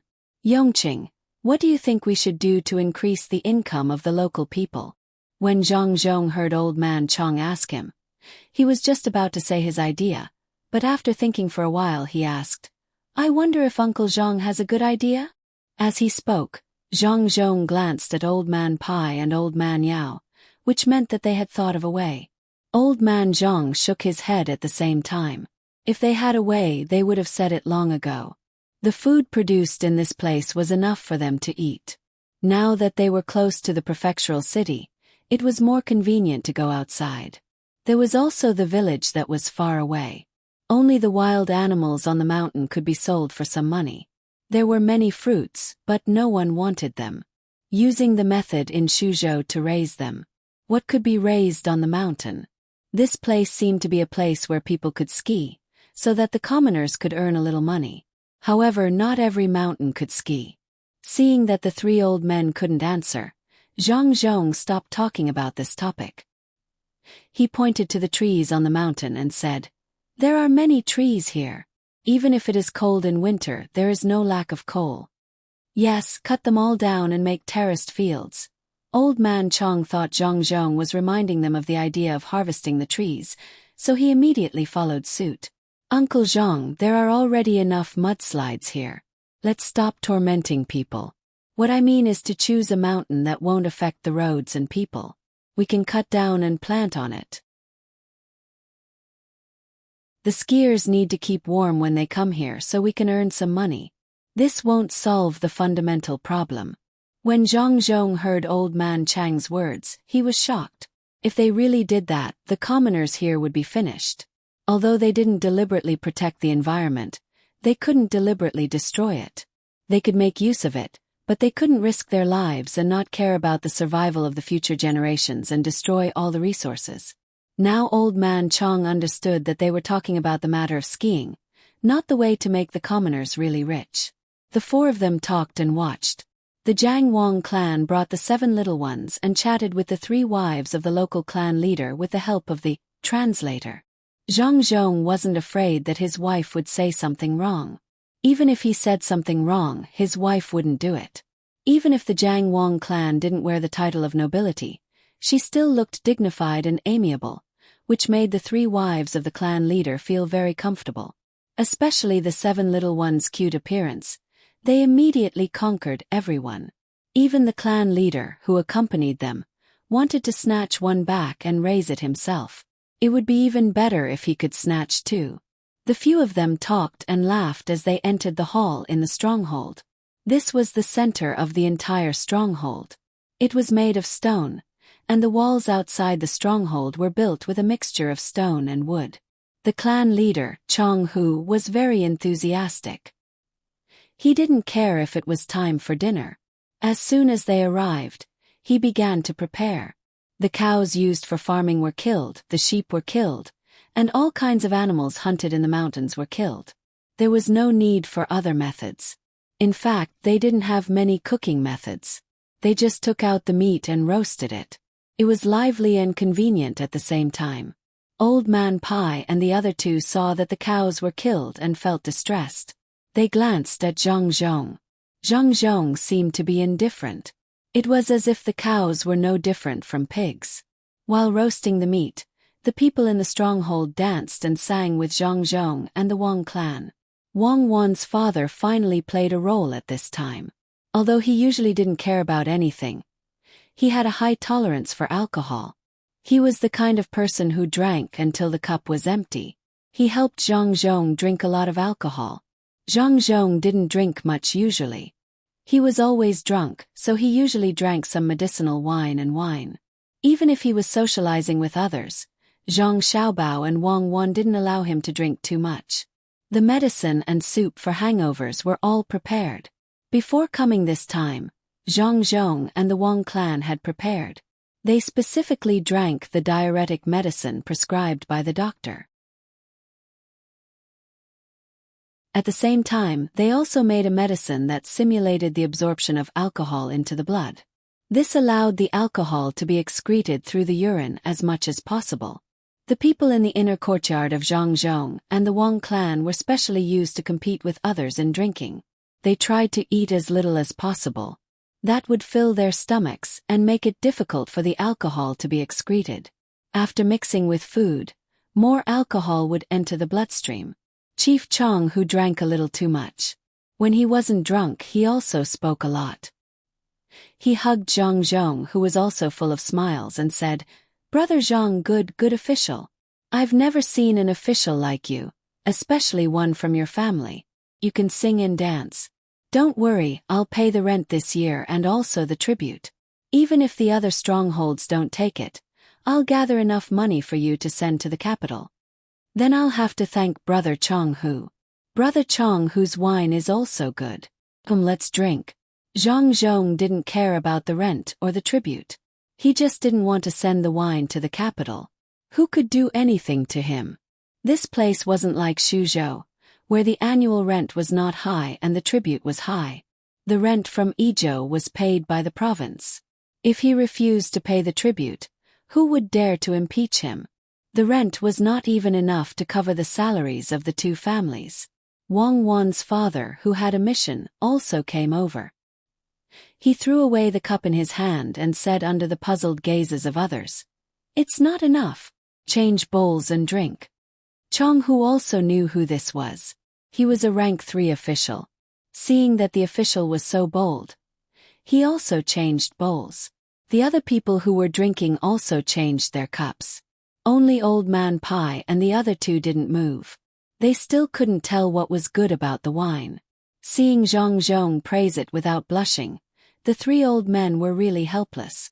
If the wine was good, then what was the wine made by the Zhang family? When did the people who opened the restaurant learn to lie with their eyes wide open? As they drank, a problem appeared. The meat was mostly eaten by the people in the stronghold. The people of the Zhang family and the Wang family rarely touched it, but they drank a lot of wine. How much wine could there be in a small stronghold? Wine was made with grain. After Zhang Zhong drank another bowl of wine, the people in the stronghold found Chong Hu and whispered that there was no wine left. This time Chong Hu was dumbfounded. He was drinking to his heart's content, but the wine was gone. This was embarrassing. Could he tell the guests to stop drinking and drink all the wine? Just as Chong Hu was in a dilemma, Wang Wan's father spoke. He said to Zhang Zhong, "In-law, I remember that we also brought a lot of wine when we came. Don't drink the same kind all the time. Let's change." Yes, if you didn't mention it, I would have forgotten. Indeed, Brother Chong Hu, why don't you try the wine I brought? Zhang Zhong had been waiting for this opportunity. He was really afraid that they wouldn't be able to finish the wine in the stronghold, so he used a negotiating tone when he asked. After all, it wasn't good to take the wine when someone was treating you to a meal. Chong Hu couldn't care less about anything else. All the wine in the stronghold had been drunk. Since Zhang Zhong brought the wine over, he might as well drink it. He happily agreed and ordered someone to follow him to get more wine. When the wine was changed, the 3 old men who had been drinking quietly poured out the wine in their cups. They held their cups in their hands and waited for someone to pour the wine brought by Zhang Zhong. Only after drinking the wine made by the Zhang family did they know what wine was. They thought that Zhang Zhong wouldn't send bad wine to the stronghold. Besides, the Zhang family didn't have any bad wine either. As soon as the people in the stronghold drank the new wine, they all became excited. It was good wine, and it wasn't brewed with grains. When they drank it, it was quite strong. There were all kinds of fruit flavors. Even the children drank a few mouthfuls and clamored to drink more. Chong Hu drank a bowl of wine and smacked his lips. He looked at Zhang Zhong in confusion and asked, "Brother Zhang, where did your wine come from? Why does it taste better than mine?" Zhang Zhong thought to himself, "Isn't this nonsense? If my wine can't catch up with your strongholds, why would I open a restaurant? The most important thing is that you don't have a good son and a good daughter-in-law." "Brother Chong Hu, to tell you the truth, there are countless restaurants in my family. There are people who specialize in wine making in each place. They make wine according to the local conditions. This time when I came to Izhou, I also planned to find a place to specialize in winemaking. It should be in Mengdao County. I want to make wine with strong flavor, not soy flavor. You wouldn't understand even if I told you. You just need to know that I want to build a winemaking place here. The wine you drink is made with fruits from Suzhou. There are wild fruits all over the mountains and plains there. No one wants them at all. In Haitian no one wants them, but I want them. I make them into fruit wine. After fermentation, I add some white wine during the second fermentation process. See, the taste has changed. Tastes good and has a bit of aftertaste.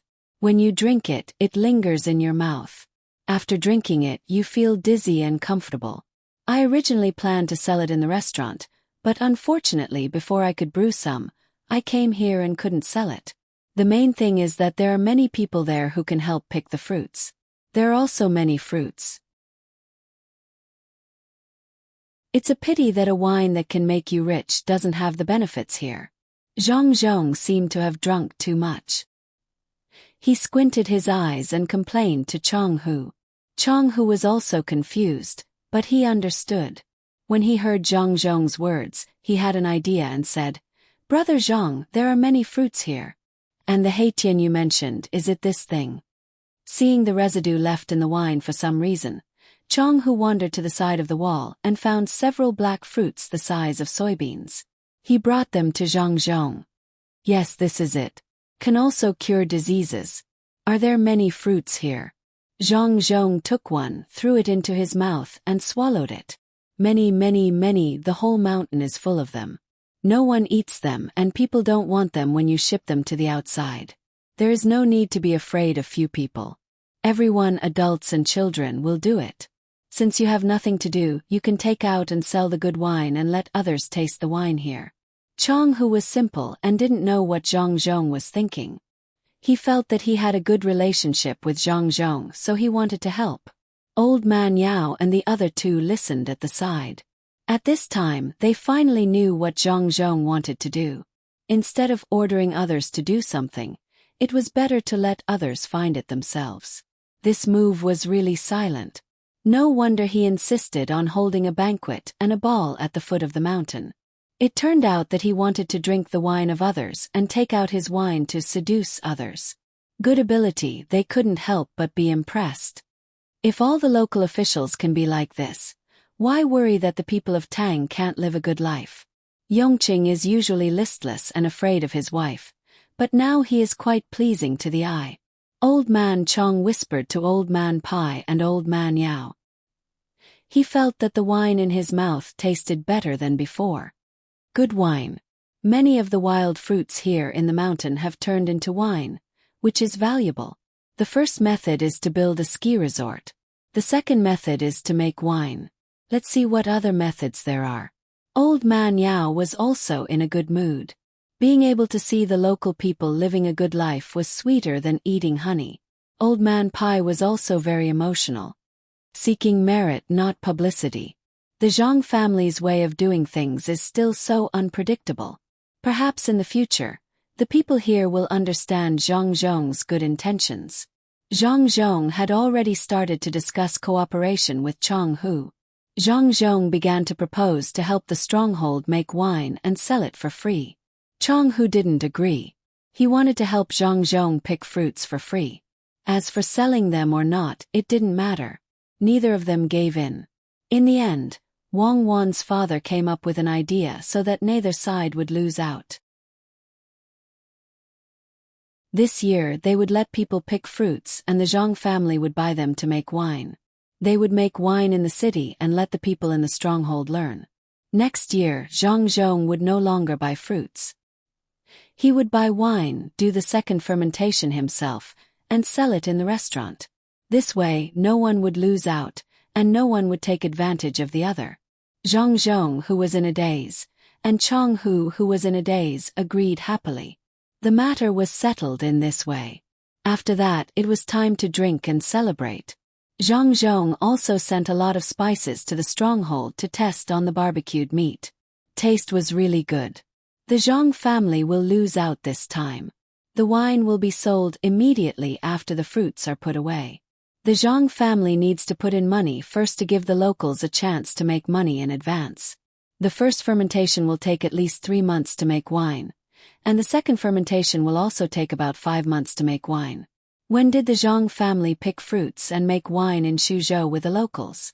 There don't seem to be many wild fruits there, and there's not enough time.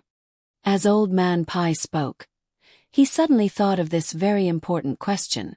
Old Man Chong explained, "Those are Lu Zhou's fruits. They've been there for 2 years. Course the taste is good. It's impossible to achieve this taste in 8 months. If the taste is not good enough, Chong Hu will think it's not easy to sell. How can he agree?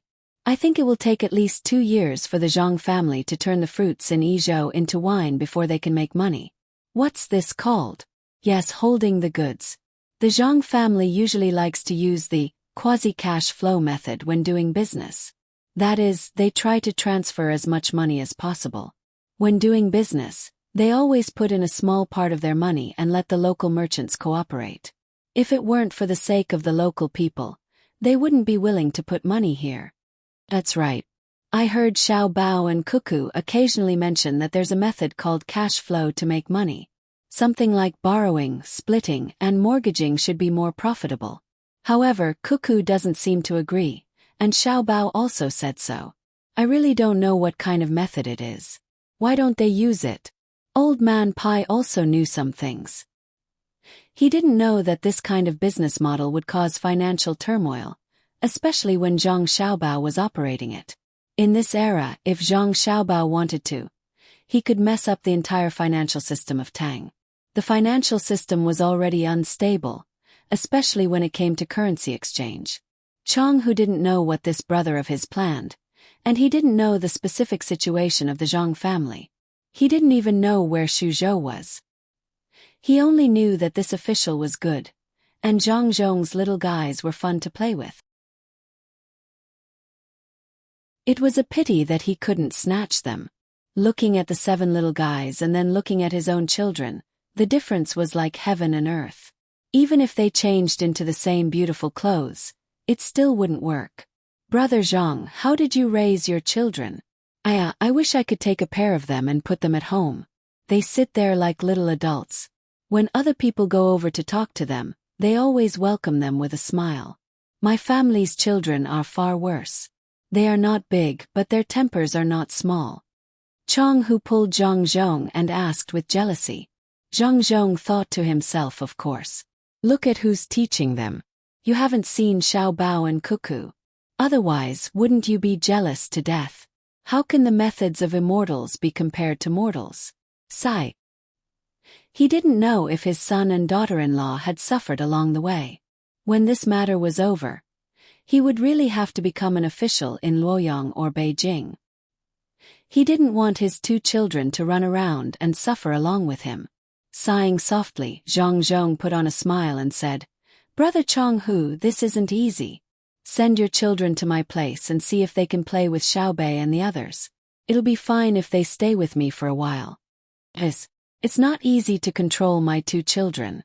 If I'm not careful, they'll run away. They won't listen to me no matter how I beat them. If I leave them with you, won't they cause trouble for you? Chong Hu was really tempted. Not to mention whether he could learn to be as sensible as the other children. Even the food and drink at the foot of the mountain was better than on the mountain.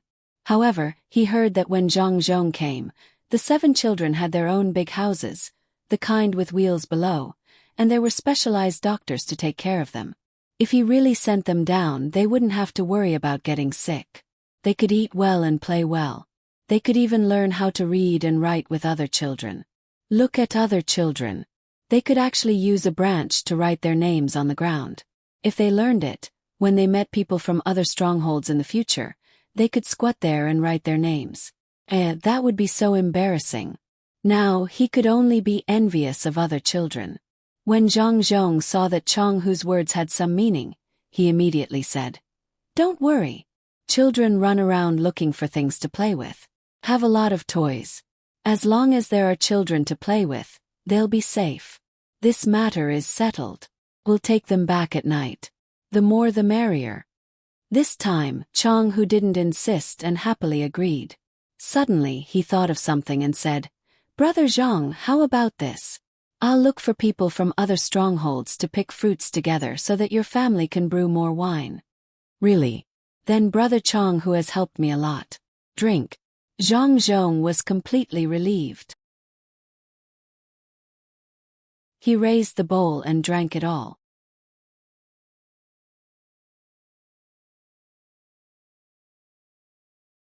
Chapter 6:10.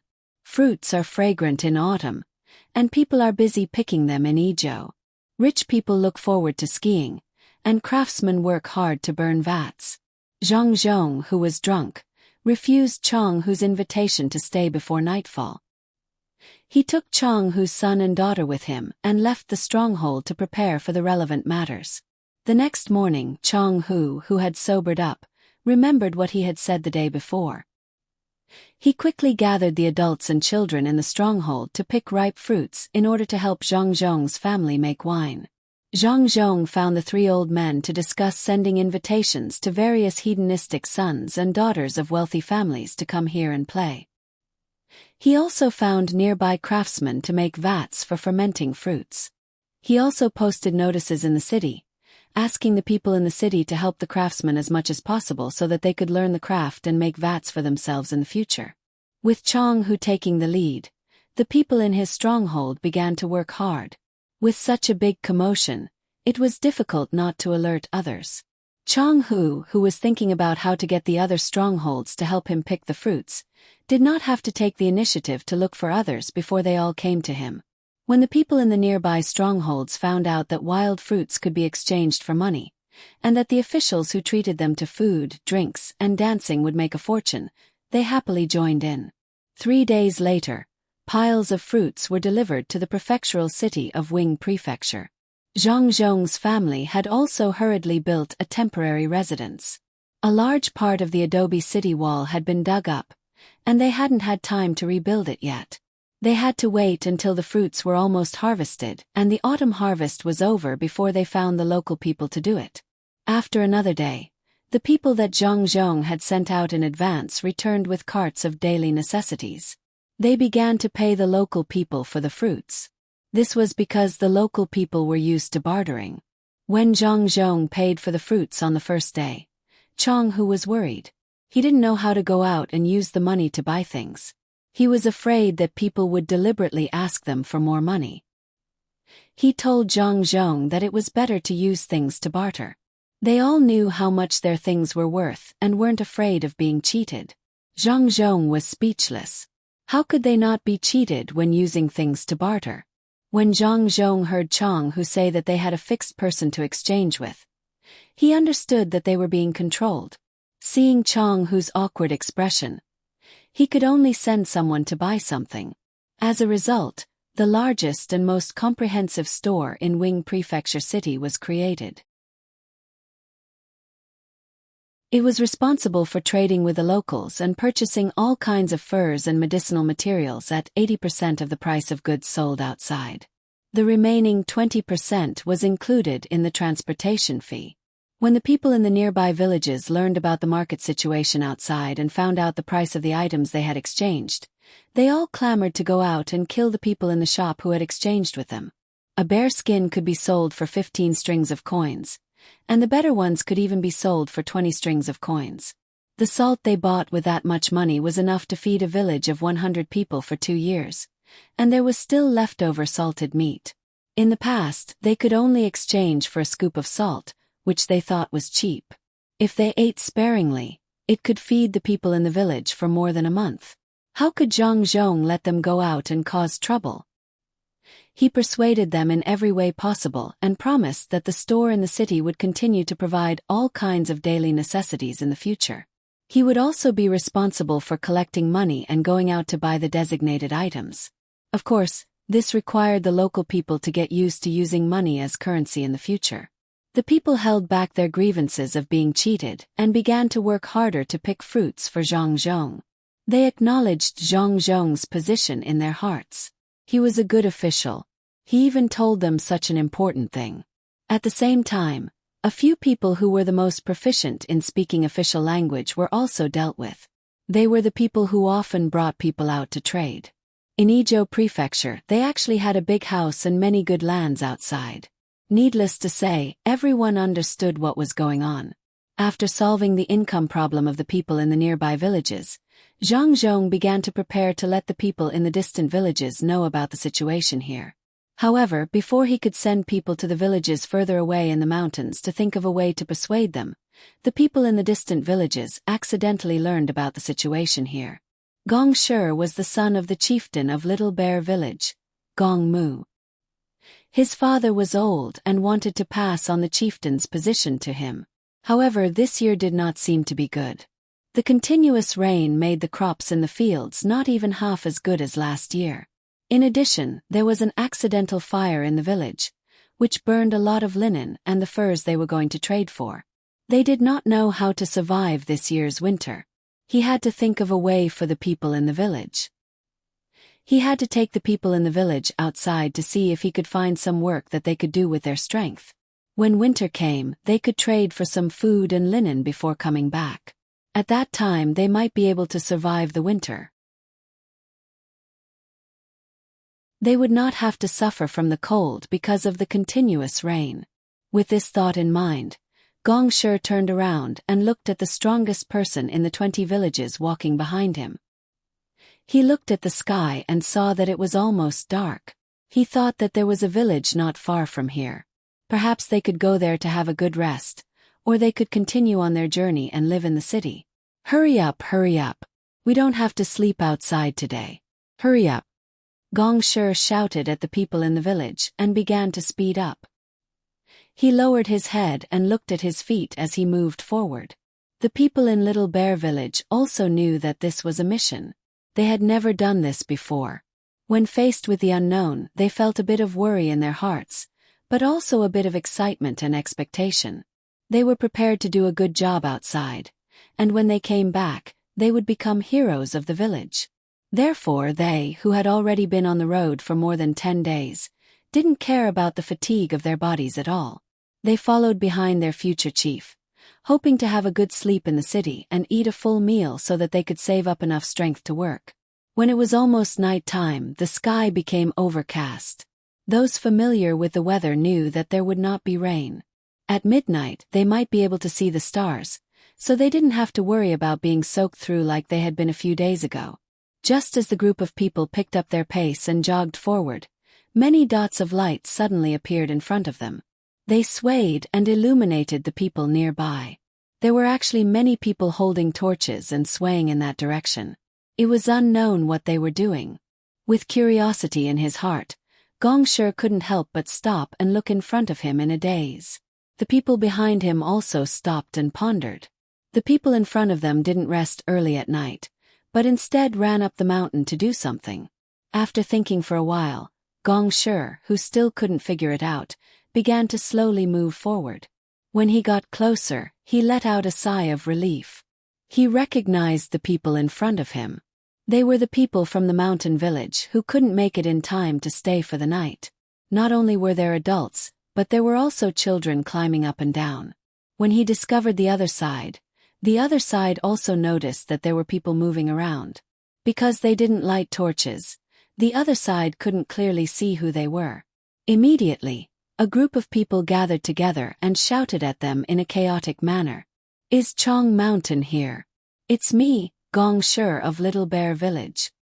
Gong Shi didn't want to misunderstand and let the other side shoot a bunch of arrows. He hurriedly shouted at the top of his lungs, his voice echoing in the mountains. After shouting, Gong Shi signaled the people behind him to not move. He walked forward alone. When they were within the range of the torch, the people on the other side finally relaxed their vigilance. A person holding a bow walked out from the crowd and came in front of Gong Shi. He laughed and said, "Brother Gong Shi. Shi, why did you come here? You must be tired. Come eat some fruit. Later come to my place and drink some wine. Good wine. The new official surnamed Zhang wants to sell it. Yesterday when I was picking fruit, I caught a deer. I gave half of it to the official surnamed Zhang, but the other half hasn't been eaten yet. Just in time, I'll let you taste it. The new seasoning is different from before." Chong Mountain was very enthusiastic. His enthusiasm made Gong Shi feel as if he didn't know Chong Mountain. Generally speaking, if a deer was caught, it would be taken outside to exchange. Whether it was deer skin or deer meat, the exchange was more than usual. If a deer was caught alive, it would be even more amazing. How could he be willing to eat it? What puzzled Gong Shi the most was what kind of official had come and even gave him half of one. Could it be that this new official was so powerful that he could control the people here? With doubts in his heart, Gong Shi first waved his hand to the people behind him and asked the people in the stronghold to come over. He asked Chong Mountain puzzledly, "What's the new official? How many people did he bring?" "A big official, the most senior official. The whole Wing prefecture has to listen to him. Even that Fong guy has to listen to him when he sees him. He has a lot of people, almost 2,000. The city can't accommodate all of them, so he tore down the city wall and built houses there. When the houses are built, people can live in them. When it gets cold, they have to rebuild them." Chong Mountain passed a fruit in his hand to Gong Shi and took a bite. He said while chewing. After hearing this, a trace of worry appeared between Gong Shi's eyebrows. He looked at the people in the stronghold who were picking wild fruits and said sympathetically, "Is it because he has a lot of subordinates? You can't beat them, so he forced you to take a lot of things. You have nothing to eat, so you go to the mountain to pick wild fruits to eat. I don't know if they will also go to my little bear village to rob. If they do, I will fight with them." "Fight!" The people in Little Bear Village also shouted hot-bloodedly. "Haha!" Chong Mountain spat out all the fruits in his mouth that he hadn't swallowed. He pointed at Gong Shi and laughed loudly. His other hand was still covering his stomach. It looked really funny. Even the people behind him also laughed. Gong Shi didn't find it funny at all. His face turned red from the laughter. At this moment, a 7-year-old child in the mountain village fished out a piece of candy from a small pouch hanging on his body. He handed it to Gong Shi and said, "This is the first time I've seen you. Uncle Gong, here's some candy for you." The new official is called Zhang Zhong, and his youngest child is called Xiao Bei. Xiao Bei is very fun, and there's also a lot of candy. This is called malt candy, and it tastes like wheat when you put it in your mouth. Zhang Zhong is a good official, so I gave him the deerskin that I got from my family to make a cushion for him. I brought someone to deliver it to him, and his family even let me eat a meal called hot pot with this big prawn. The child was very excited as he spoke and gestured with his hands. Gong Shi was even more confused. He looked at the candy that the child from Chong Mountain's family handed over. He wanted to refuse, but he also wanted to understand. He could only take it in his hand. He carefully squeezed it and found that there was a layer of wrapping on the outside. He peeled off the wrapping and found that there was a translucent thing inside. There was also a layer of glutinous rice paper on the outside. He knew that this thin layer of paper could be eaten, but it was only wrapped on the outside of something delicious. He couldn't hold back the doubt in his heart, and under the child's expectant gaze, he threw the candy into his mouth. A sweet, honey-like taste instantly filled his mouth. "Uncle Gong, is it delicious? I still have a few pieces." The child was looking forward to sharing the candy with others. Gong Shi suddenly had a feeling of recalling the candy he ate several times when he was a child. He was so happy. This candy was obviously better than the ones he ate when he was a child. He wanted to take it out and put it back into the child's mouth, but he felt that it was inappropriate. He could only hold back the idea and ask, "Is this candy very expensive?" "I don't know." One of Xiaobei's sworn brothers named Young Man said that the candy was made by himself. "You can't buy it or exchange it." "I know that Xiaobei's house is very beautiful. There are bright lights inside. Unfortunately, I can't get in. There are 3 floors and the blanket inside is very smooth." The child didn't know the value of the candy. He only knew that it was delicious. He also knew that Xiaobei's house was beautiful. The courtyard where the house was placed was built first. The ground inside was very smooth stone, which could reflect people's shadows. Gong Shi found that the child couldn't understand it for a while. He had to look at Chong Mountain and wait for him to explain. Chong Mountain's life was better recently. He exchanged a lot of things that he usually needed with fruits, including beautiful porcelain bowls. He was in a good mood. When he saw Gong Shi looking at him, he laughed and told Gong Shi what happened in the past few days. From Zhangzhong bringing people here to eating, drinking and playing outside the city, and then to collecting fruits to make wine, to opening a new shop, and to being cheated when he exchanged things before. The more Gong Shi and the others listened, the more surprised they were. The more they listened, the more they didn't dare to imagine. How could there be such a good official? The one surnamed Fong had never found people to drink, sing and dance with, let alone exchange things for the wild fruits that no one wanted. Every year when it was almost winter, the Fong guy would go to the villages one by one and ask the people in the villages to pay the rent and also hand over the land as tribute. If it wasn't for his pitiful appearance, they wouldn't have given him anything at all. The land he was given did not produce much at all. It was the worst land. The new official was so good. He didn't mention the rent and tribute, but collected the fruits as soon as he came. He even sent the good things outside to open a shop in the city. What was his plan? Sure too, since the fruits can be exchanged, we don't need to look for work outside anymore. The people outside are not good. They always bully us. Let the people in the village pick the fruits and send them here. One of the people in Little Bear Village was smarter. He immediately thought of the key point of the problem and came to Gong Shi's side to propose. Gong Shi was no fool. How could he not think of this? But he had other ideas, so he asked, "Then can we also exchange things for tribute?" This year, Gaoshan village is prepared to pay more tribute. The rest will be left for the official surnamed Zhang. Chong, whose village also said that even if the other villages don't pay, they will take care of everything. Chong Shan said generously. So the official surnamed Zhang is the same as the official surnamed Feng. He wants to use us and is afraid that we won't pay the tribute. He's just giving us benefits first. Gong Shi analyzed. "You idiot. Do you really think the official surnamed Zhang is the same as the official surnamed Feng?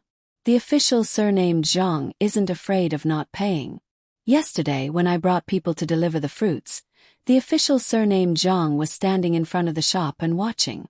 It just so happened that the imperial court sent a fast horse to deliver the imperial edict. An imperial edict, something written by the emperor. Guess what? If it were any other official, they would have set up an incense table and brought their family to kowtow, but the official surnamed Zhang didn't care at all. He took it, opened it, and threw it to the servant behind him. The person who delivered the imperial edict even had a smile on his face. He didn't dare to say anything disrespectful to the emperor. How could he be afraid of not paying the tribute? Also, after delivering the fruits, I sent people to ask around. Guess what? This time he wasn't the only official who came. There were several 3rd and 4th rank officials. Later I heard that the imperial edict wrote that the old man in his family was going to be an official. They were all 2nd rank officials. His mother was also a 2nd rank official. What kind of imperial title is that? Even a kid called Xiao Bao, who I've never seen before, is a 6th rank official. The people I sent heard from the 3 old men that the emperor felt that the road was too far, so he didn't give them the money or the official robes. He only sent people to bring a few goldfish bags and told them to prepare everything else themselves. Chang Shan pretended to be mysterious as he talked about this gossip. The crowd also listened mysteriously. After one of the people in Little Bear Stronghold heard this, he said, "Is it because the emperor doesn't treat his family well?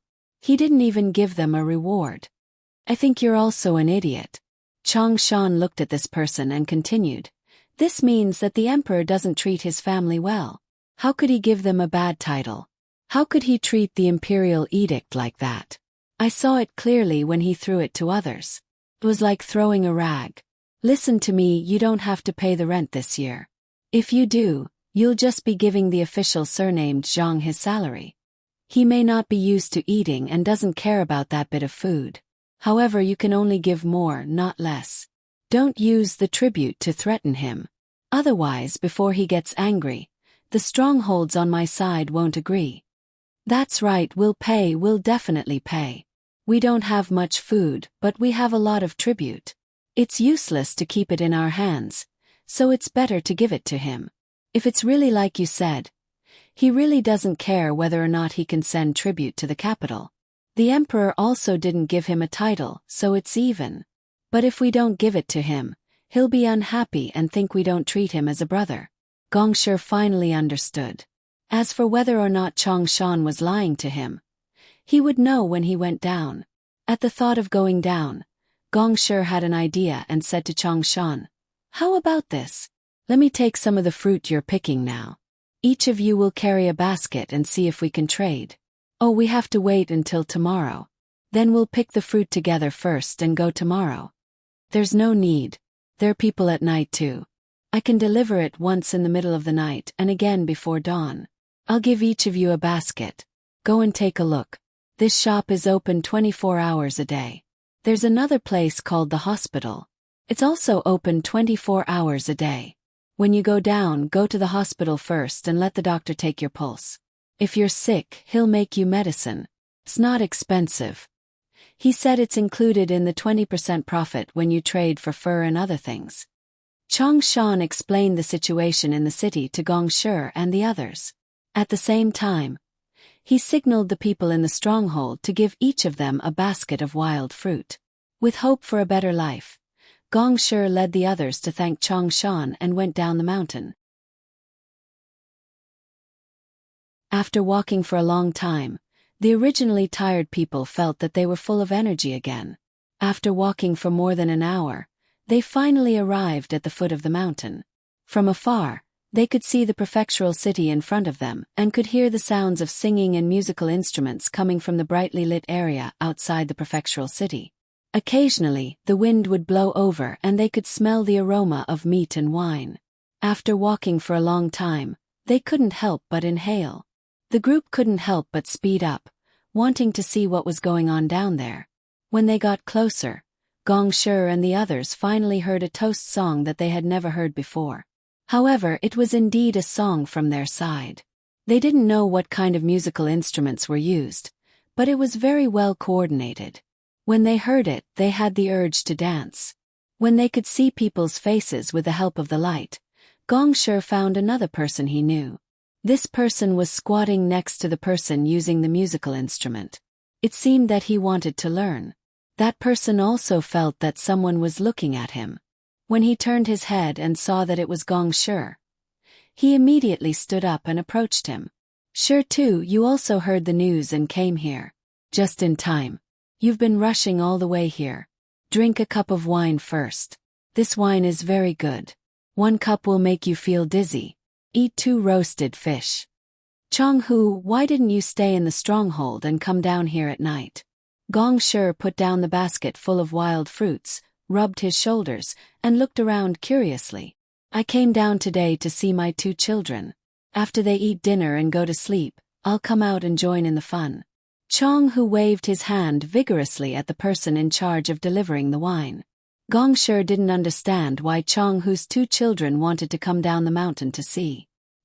His eyes swept over the people dancing and singing in front of him, then looked at the people around them. He asked Changhu, "Didn't you say that there was an official surnamed Zhang here? Where is he?" He didn't come out today. Do you want him to accompany you all the time? That's an official. He has official business to do. In the future I'll be fine here. Except for the rain, every night outside the city is like this. You can sing and dance as you want. However, it is said that after the new year you have to prepare your own wine and food. Chong Hu took the wine that someone brought and handed it to Gong Shi. He sighed with emotion about the situation here.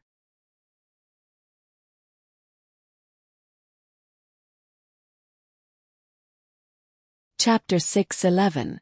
Just as more and more people in Izhou found out that wild fruits could be exchanged for money and joined in, Zhang Xiaobao and Wang Wan's troops had already arrived in Pingzhou. 9 days. It took them 9 days to travel from Izhou to Pingzhou, while the troops in front took 8.5 days. With the difficult journey and the rainy weather, it could be said to be a miracle. For this miracle, Zhang Xiaobao spent more than 30,000 strings of coins to supply and take care of the troops along the way from Izhou to Pingzhou. On average, he spent 2 strings of coins on each soldier. After Guotu arrived in Pingzhou and rested for a while, he led the soldiers and set off in the direction of Jinchuan City. At the same time, he didn't forget to write a letter to the imperial court about what had happened along the way. There was no lie in the letter at all. It was as it should be, including how much food was available, the condition of the soldiers, and so on. He praised the Zhang family fiercely. What he meant was that if the Zhang family were to organize the logistics, then no one in this world could compare to them. Of course, he didn't know how much money Zhang Xiaobao had spent on them for these 8.5 days. He also didn't know how many commoners had carried them on their shoulders and used wheelbarrows to pave the steep road for them. There were no less than 100 mules that had been used to transport the grain into the mountain stream. Zhang Xiaobao still had to settle the follow-up matters. There was an excuse for collecting grain and mules. He had to let the other party benefit, which required even more effort. Without the logistical support provided by manpower, not to mention 8.5 days, even 16.5 days wouldn't be enough for them to reach Pingzhou. Zhang Xiaobao practically used his planning skills to the extreme. Only then did he manage to perfect the entire layout and take care of every single place. Guotu left with the provisions that Zhang Xiaobao had prepared for him. Zhang Xiaobao and Wang Wan stayed in Pingzhou. The two of them only had Zhang Zhong's name on them. At the same time, they weren't in charge of Pengzhou's defense and didn't care about the local matters. Therefore, the officials in Pingzhou didn't pay attention to the two of them and treated them as if they were here to play. They didn't arrange a relay station for us to stay and just told us to find our own place. No matter what, we're contributing to the country. Before Zhang Xiaobao and Wang Wan could say anything, the people in the inner courtyard were already dissatisfied. Zhang Xiaobao hurriedly berated them. If you say anything more, then go back. We were arranged to gather grain for the army, not to take over other people's defense. The reason why we're still waiting here is because we're afraid that the imperial court will continue to order us to gather more grain. I reckon that it's impossible. Even if we gather more grain, they won't need us. With the Jiannan military governor around, he'll be busy when the time comes. Wang Wan also said from the side, "Hurry up and find a place. This place is not bad and there are many mountains. It's perfect for training. Even Grandpa Bai and Grandpa Yao's people will be trained together. Remember, if you see any pandas with dark circles on their eyes in the mountains, catch a few for me. If you see any pregnant pandas, it'll be even better. When the time comes, bring them back for Xiaobei and the others to play with." As Wang Wan spoke, a scene appeared in her mind. A 4 or 5-year-old Xiaobei and the others wearing beautiful clothes walking on the streets with a silly panda following behind them. They would stop from time to time and look around. Must be very interesting. Then they had to be trained from a young age. Otherwise, the pandas would easily eat Xiaobei and the others as snacks. After getting used to being together, the pandas were still very cute. Wang Wan immediately carried out her plan, leaving the people in the inner courtyard to follow Zhang Xiaobao's plan. She and Zhang Xiaobao led the 56 members of the Zero Squad, Li Sun's 200 bodyguards, and Old Man Pai and Old Man Yao's 100 people. A total of 358 people went to the nearby mountains to play. This place is good. It's rich in resources and all kinds of minerals. It's a pity that we can't develop it right now. We can only wait until we have the conditions in the future. It's said that there's a lot of limestone here, which can be used to make cement. There's also a lot of medicinal herbs.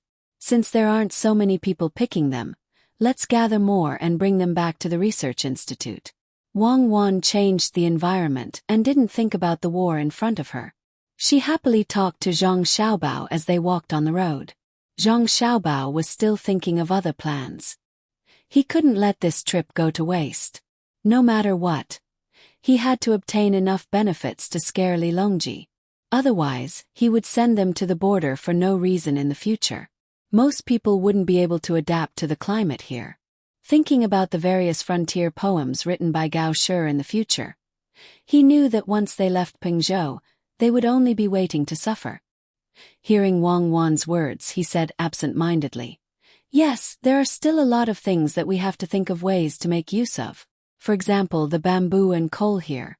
If we don't use them properly, it would be a waste for us to come so far. I'm talking about medicinal herbs. What coal and bamboo? I remember that this is the most suitable place to produce medicinal herbs, especially the temperature and humidity. Why don't we set up a medicinal herb plantation here and contribute to opening welfare hospitals everywhere in the future?" Wang Wan bent down and grabbed a handful of grass from the mountain road. She looked at it in her hand, as if it was medicinal herbs that were everywhere. "Then let's try to plant one. Even if it doesn't succeed, we can let people know that there is such a method. Nowadays, people just go and pick them directly. As the tools become more and more advanced, there are no good medicinal herbs left. Now, why do I feel that Guotu might not be able to win? Isn't it a little too little to send 15,000 people? I remember that a few years ago, Tubo sent 100,000 or 100,000 soldiers. Jinchuan is such an important place. Who wouldn't arrange more soldiers here?" Zhang Xiaobao always had a premonition that Guotu would easily rush over and fail to escape back. If he could escape back, it would be fine. If he went with 15,000 people and returned with only a few hundred people, not only would the people of Wangjiang not be able to report their worries, but many people would also die. That would be very sad. Because Wang Wan had cooperated with the people here, she also knew that Jinchuan was not a place to fight.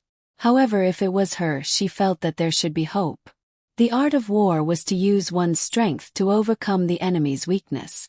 As long as the quality of the soldiers was high enough and the logistics were sufficient, she was confident that she could divert the enemy and find a chance to win if she was the commander. If she was given 10,000 bodyguards like Li Sun, equipped with horses, she would be the general, and Zhang Xiaobao would be in charge of logistics. She would dare to fight her way to the capital of Tubo. If she was given the people from the Zero Protection Team, she would be able to sweep through all the surrounding countries.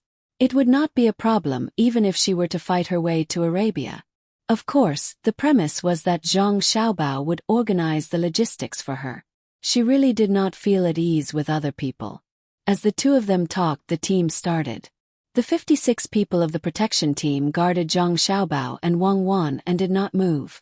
The rest of the people started to practice various tactics according to the previous method. Li Sun's team had already adapted, but Old Man Pai and Old Man Yao's people were much worse. They were not used to such a terrain. When they were going up the hill, they felt that it was nothing. They were similar to Li Sun's people. Everyone was the same. However, when they started their normal training, they realized that things were far from as simple as they thought. In the beginning, because they were full of stamina, they did not know how to conserve their energy when running up the hill. In the process of chasing back and forth as time passed, they realized that they did not have any energy left. On the other hand, Li Sun's guards were completely unscathed. They were able to execute all the tactical maneuvers. In just half a day's time, 100 people were annihilated by 200 people. The other side actually had 0 casualties. One of Old Man Pai's team angrily found Zhang Xiaobao and Wang Wan and said to the two of them, "Young master, young lady, this is not fair. They have more people and we have fewer people. 200 against 100 people, of course the 100 people will lose." "Oh, you think so? Good, you have the guts to say what is in your heart. You deserve praise. You guys take a rest first. At the same time, you are responsible for Mai and Cuckoo's protection work. Let the others continue to train. After 4 hours, the protection team that has finished training will not do any rest and will directly fight against your 100 people. What if you still lose?" Zhang Xiaobao did not expect that someone would find an excuse for himself. During a battle, who cared how many people you had? You were just one person and the other side would still fight. It was just 2 times the number. How many? In history, there were so many battles where fewer people won. It was not about who had more people. If it was about the number of people, then it would be simple. The 100 people were indeed tired and wanted to have a good rest. They thought that it would be easier to guard Zhang Xiaobao and Wang Wan. Therefore that person said on behalf of everyone, "If we lose again, we will be punished with 50 strokes of the military rod." "No need. It hurts so much when the military rod hits the body. I won't hit you. After you lose, you will help out when you go back. No matter what work you are given, you are not allowed to be picky. Even if I ask you to jump into a cesspool to catch maggots, you have to catch enough for me. Otherwise I will talk to Grandpa Bai." Zhang Xiaobao usually could not command people like them. Now that he finally had the chance, how could he not take advantage of it? This person agreed without thinking. After all, they had never fought against the people from the seedling protection team. Usually they only heard about how powerful they were. No matter how powerful they were, they only had 1 nose and 2 eyes. He did not believe that 100 people could not take care of 50 people. The job of the guards changed. The people from the seedling protection team went to fight against the 200 people from Li Sun's guards. These 100 people wanted to follow Zhang Xiaobao and Wang Wan to have a good rest. However, Zhang Xiaobao did not intend to let them relax now. If he did not teach them a good lesson, they would not be obedient in the future. In the army, strength was the most important thing.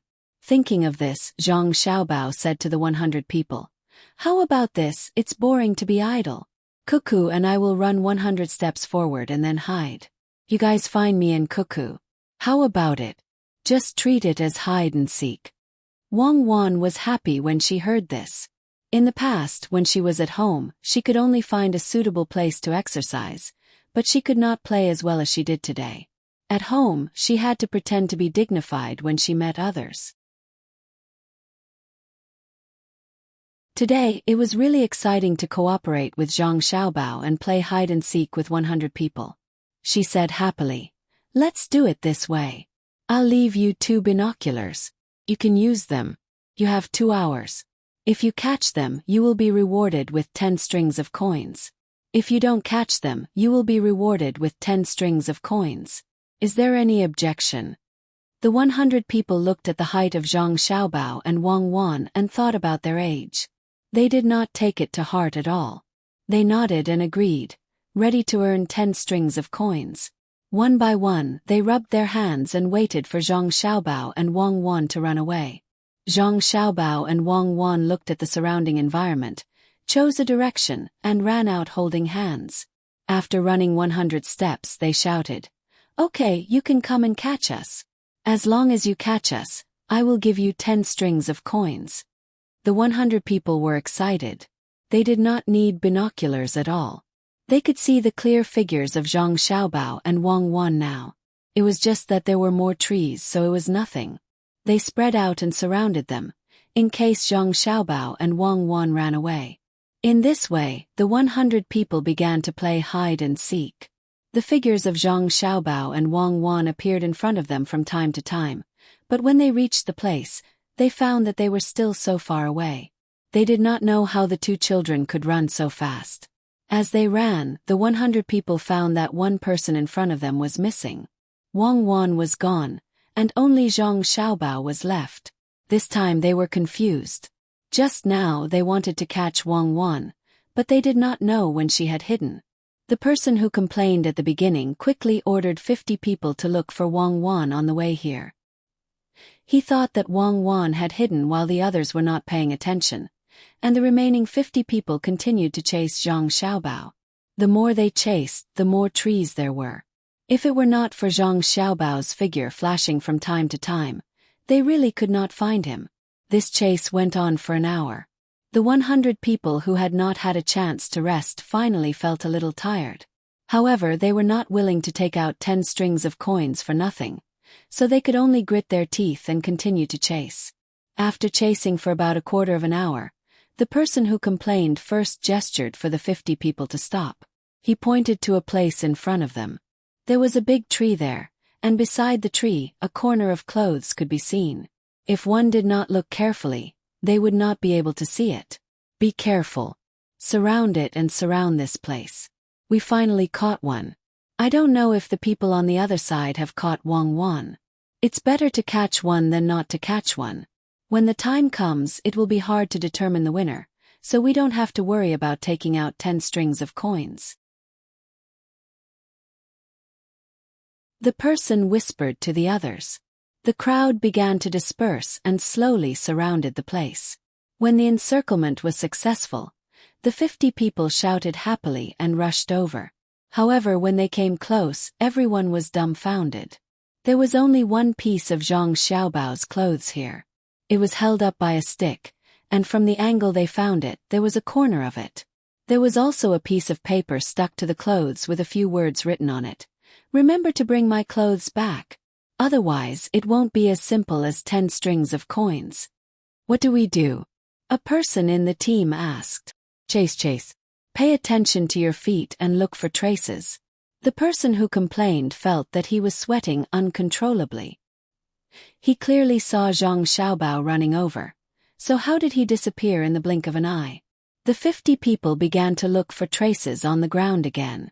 If they hadn't surrounded him and ran in such a chaotic manner, they might have had a chance to find him. But now, no matter which direction they looked in, it seemed to be in the direction Zhang Xiaobao had left. The 50 people split up again to look for him, but the result was obvious. When Zhang Xiaobao was escaping, he had police dogs. Even so, they couldn't catch him, let alone the 50 of them. These 50 people couldn't find him, and the 50 people who were searching for Wang Wan were also at a loss. Where was Wang Wan? The 50 people discussed for a while and decided that Wang Wan was still with Zhang Xiaobao. They decided to meet up with the 50 people in front of them first.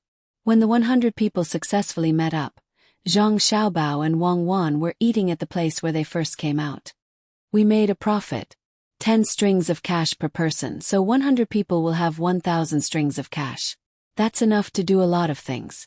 Xiaobao, do you think they can take out the 10 strings of cash per person? Wang Wan sat there and leaned her head on Zhang Xiaobao's shoulder. She ate a hazelnut as she asked Zhang Xiaobao. Zhang Xiaobao held a fruit that he had just plucked. He didn't care that it was so sour that his teeth were about to fall out. He ate it in small bites and replied, "They probably can. They don't usually have much to spend. Their meals are all ours. Just as well. We'll treat the 1,000 strings of cash as food money. If there's a chance in the future, organize a few more such activities. We can't let them take advantage of us for nothing. Then tell me, how do you think Grandpa Bai and Grandpa Yao will treat them when they know about this?" Wang Wan stuffed a hazelnut into Zhang Xiaobao's hand. "That's none of our business. Or we can help them keep it a secret and let them get all of Grandpa Bai's and Grandpa Yao's guards to play hide and seek with us. It's still 10 strings of cash. If we win once, we'll give the 100 people a tenth of what we won. If we win 10 times, they can earn back the money they lost. Think this is fine? I'll tell them later." Grandpa Bai and Grandpa Yao have quite a few guards. Perhaps Zhang Xiaobao felt that life was too dull, so he had to bully Old Man Pai and Old Man Yao's guards. He believed that even if they knew that their guards had lost, they could only vent their anger on their guards. Who asked that guard to be so stupid? The 2 hours they agreed on earlier passed quickly. The 100 people knew that they had lost, so they could only return, hoping to see Zhang Xiaobao and Wang Wan. If they couldn't see them, then it would be even more troublesome. Sure enough, when they returned, they saw Zhang Xiaobao and Wang Wan opening the small tent on their backs. The two of them were sleeping inside. If I knew this would happen, I would have left a few people to guard this place. When they came back, I would have caught them. 10 strings of cash. Do you have enough? The person who complained first complained again and asked the others. They didn't have any money on them now. No one could bring a few kilograms of money out to do things, so they could only go back and give it to the others. The others nodded one after another, indicating that they had enough. However, this money was saved through hard work. They didn't have a military salary, only a monthly allowance. Occasionally, they helped Zhang Xiaobao and Wang deliver things. Only then did they save some money. After taking out 10 strings of cash, they all became poor again. One person didn't understand. He sat on the ground and said, "How did we lose them? We were watching. They were clearly right in front of us, but we lost one when we ran away." As soon as he finished speaking, Zhang Xiaobao's voice came from the tent. "Hurry up and rest. There's less than 2 hours left. The others will be finished, and it's time for you to compete. Let me tell you, Cuckoo and I went to climb the trees. Next time, remember to look for traces. Tracking is a skill. Bleep." After that, there was no sound in the tent. The 100 people looked at each other. They also looked at the trees, but there were too many trees, and they were so dense. How could they know who had climbed a certain tree? Thinking that they would have to compete later, one by one, they lay on the ground. They didn't care if they were wet or not.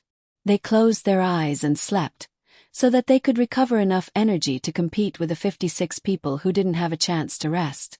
While waiting for them to sleep soundly, the two groups of people returned. From their expressions, it was really hard to tell who had lost. Li Sun's 200 people hung their heads dejectedly, while the 56 people had gloomy expressions. The tent door opened, and Zhang Xiaobao and Wang Wan came out. They looked at the two groups of people and asked, "Who lost?" "We lost," the two groups of people said at the same time. While the 100 people were still puzzled by the noise, the leader of the 56 people, Huzi, said very dispiritedly, "We had 56 people to deal with 200 of them, but we actually lost 41 people. Of the remaining 15 people, 9 of them were also judged to be injured. If it was really us who protected the young master and the young lady, the other side sent 300 people like young Master Li's bodyguards. The young master and the young lady couldn't be protected anymore. Later on, we were given special treatment, and the loss was too great. If I had to fight again, I promised to reduce the number of deaths to. Another time is another time. It has nothing to do with this time. A person only has one life, which means that there are only 6 people who are unharmed. Not bad. It seems that we can continue to increase the intensity of the training. It has been 5 years. You have been trained for 5 years. The special forces have even been trained. Drink some water. We will go against the 100 of them again soon. 7 minutes to prepare." Zhang Xiaobao was very dissatisfied with the data. The 56 people were trained bit by bit according to the training method of the special forces. After 5 years, they actually got such a result. What was the special forces? They were the existence that could take the enemy's general's head from thousands of miles away. Using the special forces, there could only be one result. All right. After all, the training methods we've summarized aren't very scientific. We'll take it slow in the future. Let them accumulate more experience first. When the next batch of people is in place, we'll select them bit by bit. They're directly incorporated into the team. Normal special forces selection is 1 in a million. Wang Wan mediated at the side. Then she looked at Li Sun's 200 people. These 200 people were now speechless. They had also received training when they were in Luzhou. When they became the guards of the prince's mansion, they were selected again and again. In the end, after a fight, they were all defeated. 200 people against 56 people. Before they could feel sad, the other side had already felt sad. At this time, it was useless to say anything. It was embarrassing. When the young master found out, they did not know what kind of punishment they would face.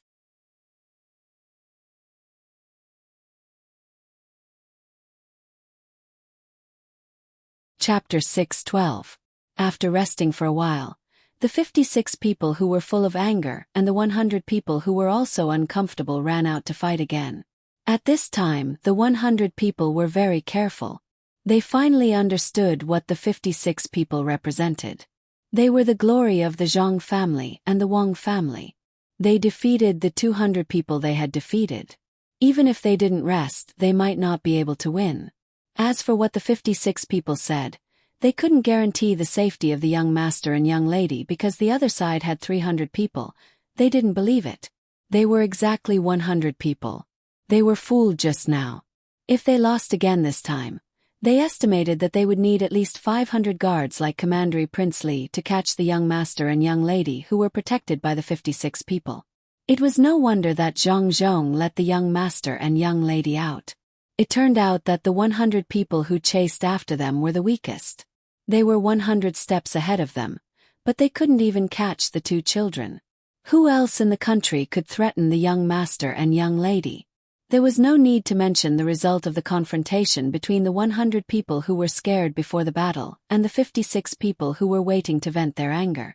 4 of the 56 people died, while the 6 people who were affected by the battle ended up completely annihilating the 100 people. This was under the rule that they had the same weapons. If they had used the weapons specially prepared by the young master and young lady, they believed that there would be no problem in killing the 300 people. Well, it was just in the forest. In order to help the guards of Grandpa Bai and Grandpa Yao improve, Zhang Xiaobao and Wang Wan also specially taught them tactics, the application of terrain, camouflage and psychology. Even though the 56 people and Li Sun's 200 people had already learned, they also listened carefully. This was because the young master and young lady would add new content in every lesson. Even if the general idea was the same, the details were absolutely different. There were also examples that the 2 people found somewhere. It was the first time that the 100 people of Old Man Pai and Old Man Yao had listened to such a lesson. The more they listened, the more shocked they were.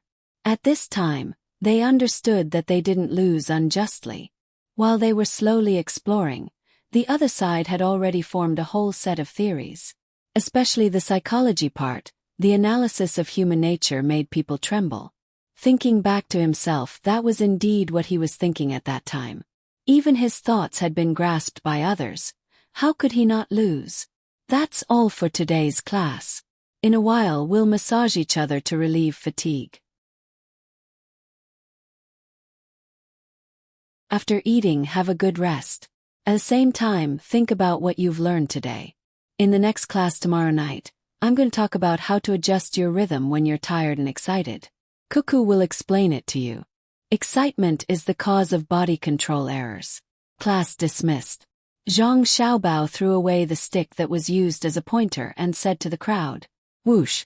Li Sun's 200 bodyguards and 56 members of Squad 0 stood up at the same time and respectfully bowed to Zhang Xiaobao and Wang Wan. Their uniform movements shocked the 100 people. They had never seen others act like this before. Today was an eye-opener. They were indeed different. They had actually secretly learned so many things. It seemed that they had to go back and tell Master that they didn't take out the good stuff. Just as the 100 people had such thoughts, Zhang Xiaobao opened his mouth again and said to them, "Go back and tell Grandpa Bai and Grandpa Yao that I, Xiaobao, said that if they want to train military officers, they should arrange for smart people to come over. I will only say the same thing once with Cuckoo. Learn as much as you can and don't answer any more questions after class. Cuckoo and I don't have time for that. Also, the most important thing is that they have to be literate. If they don't understand, don't blame others. We will only teach 100 people at a time. The quota is limited, so you have to cherish it. Yes, all of you just tell the truth. If anyone dares to mix their emotions in, don't blame me and Cuckoo for being rude." The 100 people were scared out of their wits. How did he know when they had just had such thoughts? Furthermore, he had even mentioned all the details. After Zhang Xiaobao and Wang Wan finished their lessons, they began to rest. During this period of time, the 2 of them wanted to train everyone, especially Grandpa Bai and Grandpa Yao's people, so that they would be useful in the future. During the days when Zhang Xiaobao and Wang Wan were training people, the people in the various strongholds in Wing Prefecture were busy picking fruits. No matter how far away they were, they all received the news. Countless fruits were sent to the prefecture in Wing Prefecture. The craftsmen from outside also burned many large vats to ferment the fruits. A portion of the charcoal that Zhang Xiaobao had people purchase earlier was used to turn the red pond into white sugar. After that, it was processed into rock sugar so that it could be used to make wine together with the fruits. When this portion of charcoal was delivered, Old Man Pai and the other two were puzzled. When did they buy the charcoal? In the end, after asking around, they found out that they had already been purchasing charcoal when the fleet was sailing on the river. After obtaining this result, the three old men fell into a daze again. This is impossible, absolutely impossible, unless they have an immortal in their family. Didn't they just receive the news on the river? How could they have started preparing? Could it be that at that time, they had predicted that this would be the result? Old Man Chong couldn't accept this fact no matter what. Old Man Pai clearly knew that the Zhang family was magical, but he couldn't help but be shocked again. When he got on the ship, he told Xiao Bao and Cuckoo about this mission. At that time, they also told the Zhang family that they couldn't find an expert. In a short period of time, the provisions were prepared and the transportation problem was solved. This was already shocking enough, but this time, they even considered the current situation. What was wrong with their heads? They had calculated to this extent. After listening to Old Man Chang's words, he said with deep sympathy, "Indeed, the news just came back. If all of this started after we told them about the situation, then I really don't know what they can't do." That's right, that's what I thought too. The news that just came back was sent by Great General Guotu from Pengzhou. Along the way, they actually opened a path in the mountains and built bridges in the rivers. In the rain, they even built shelters and made food. Then, they prepared a fleet to send the soldiers to the border. Originally, they thought that they would arrive in 10 days if the weather was good, but in the end, they arrived in 8.5 days if the weather was bad. Look at the words that General Guotu wrote at the end. This is logistics, the real logistics. The logistics of Yizhou is unparalleled in the world. The Zhang family's logistics matters were told after they got on the ship. If they had told us before, I have no doubt that the Zhang family would have sent the logistics camp to Jinchuan to supply our troops. Old Man Yao thought about everything that had happened after they arrived in Yizhou. The first thing he felt was powerlessness. He and the others had been keeping an eye on them, but in the end they couldn't do it. They couldn't even keep up with their rhythm. Yes, rhythm. This word was used too well. It was like playing chess. While he was thinking about how to make the knots, the other side had already started to count. There was a big gap. Thinking of this, Old Man Yao said, "What do you think will happen if we make trouble for them? They definitely won't think of it, right? They won't, especially Cuckoo and Xiao Bao. How could they think of the three grandfathers making trouble for their family behind their backs? These three grandfathers are still eating the dishes made by their family, enjoying the medical conditions, and always stabbing them in the back when they are accompanying them to relieve their boredom." Hearing Yao Chong's words, Old Man Chong was dissatisfied. They were eating other people's food, receiving benefits from them, and being respected by them. How could they still want to make trouble behind their backs? If they really did such a thing, his grandson Xiao Bao and granddaughter Cuckoo would be completely gone. Then they would just have to wait for the other side's revenge. What kind of situation would that be? Looking at the way the Zhang family handled things, it was obvious. For those who directly opposed them, they would use soft-heartedness and suppression. But for those who betrayed them, they would definitely launch an overwhelming attack. As long as they achieved their goal, they would do anything. Old Man Pai was also dissatisfied. He looked at Yao Chong, meaning to say, "Yuanji, have you forgotten who led a team to save you when you were about to die? Whose family's doctors and fast boats were used? If you didn't have a past with the Zhang family, you would have to die." "I'm just asking. I don't intend to do that. The Zhang family is too powerful. I suddenly had the idea of competing with them. If this goes on, I will die of discomfort.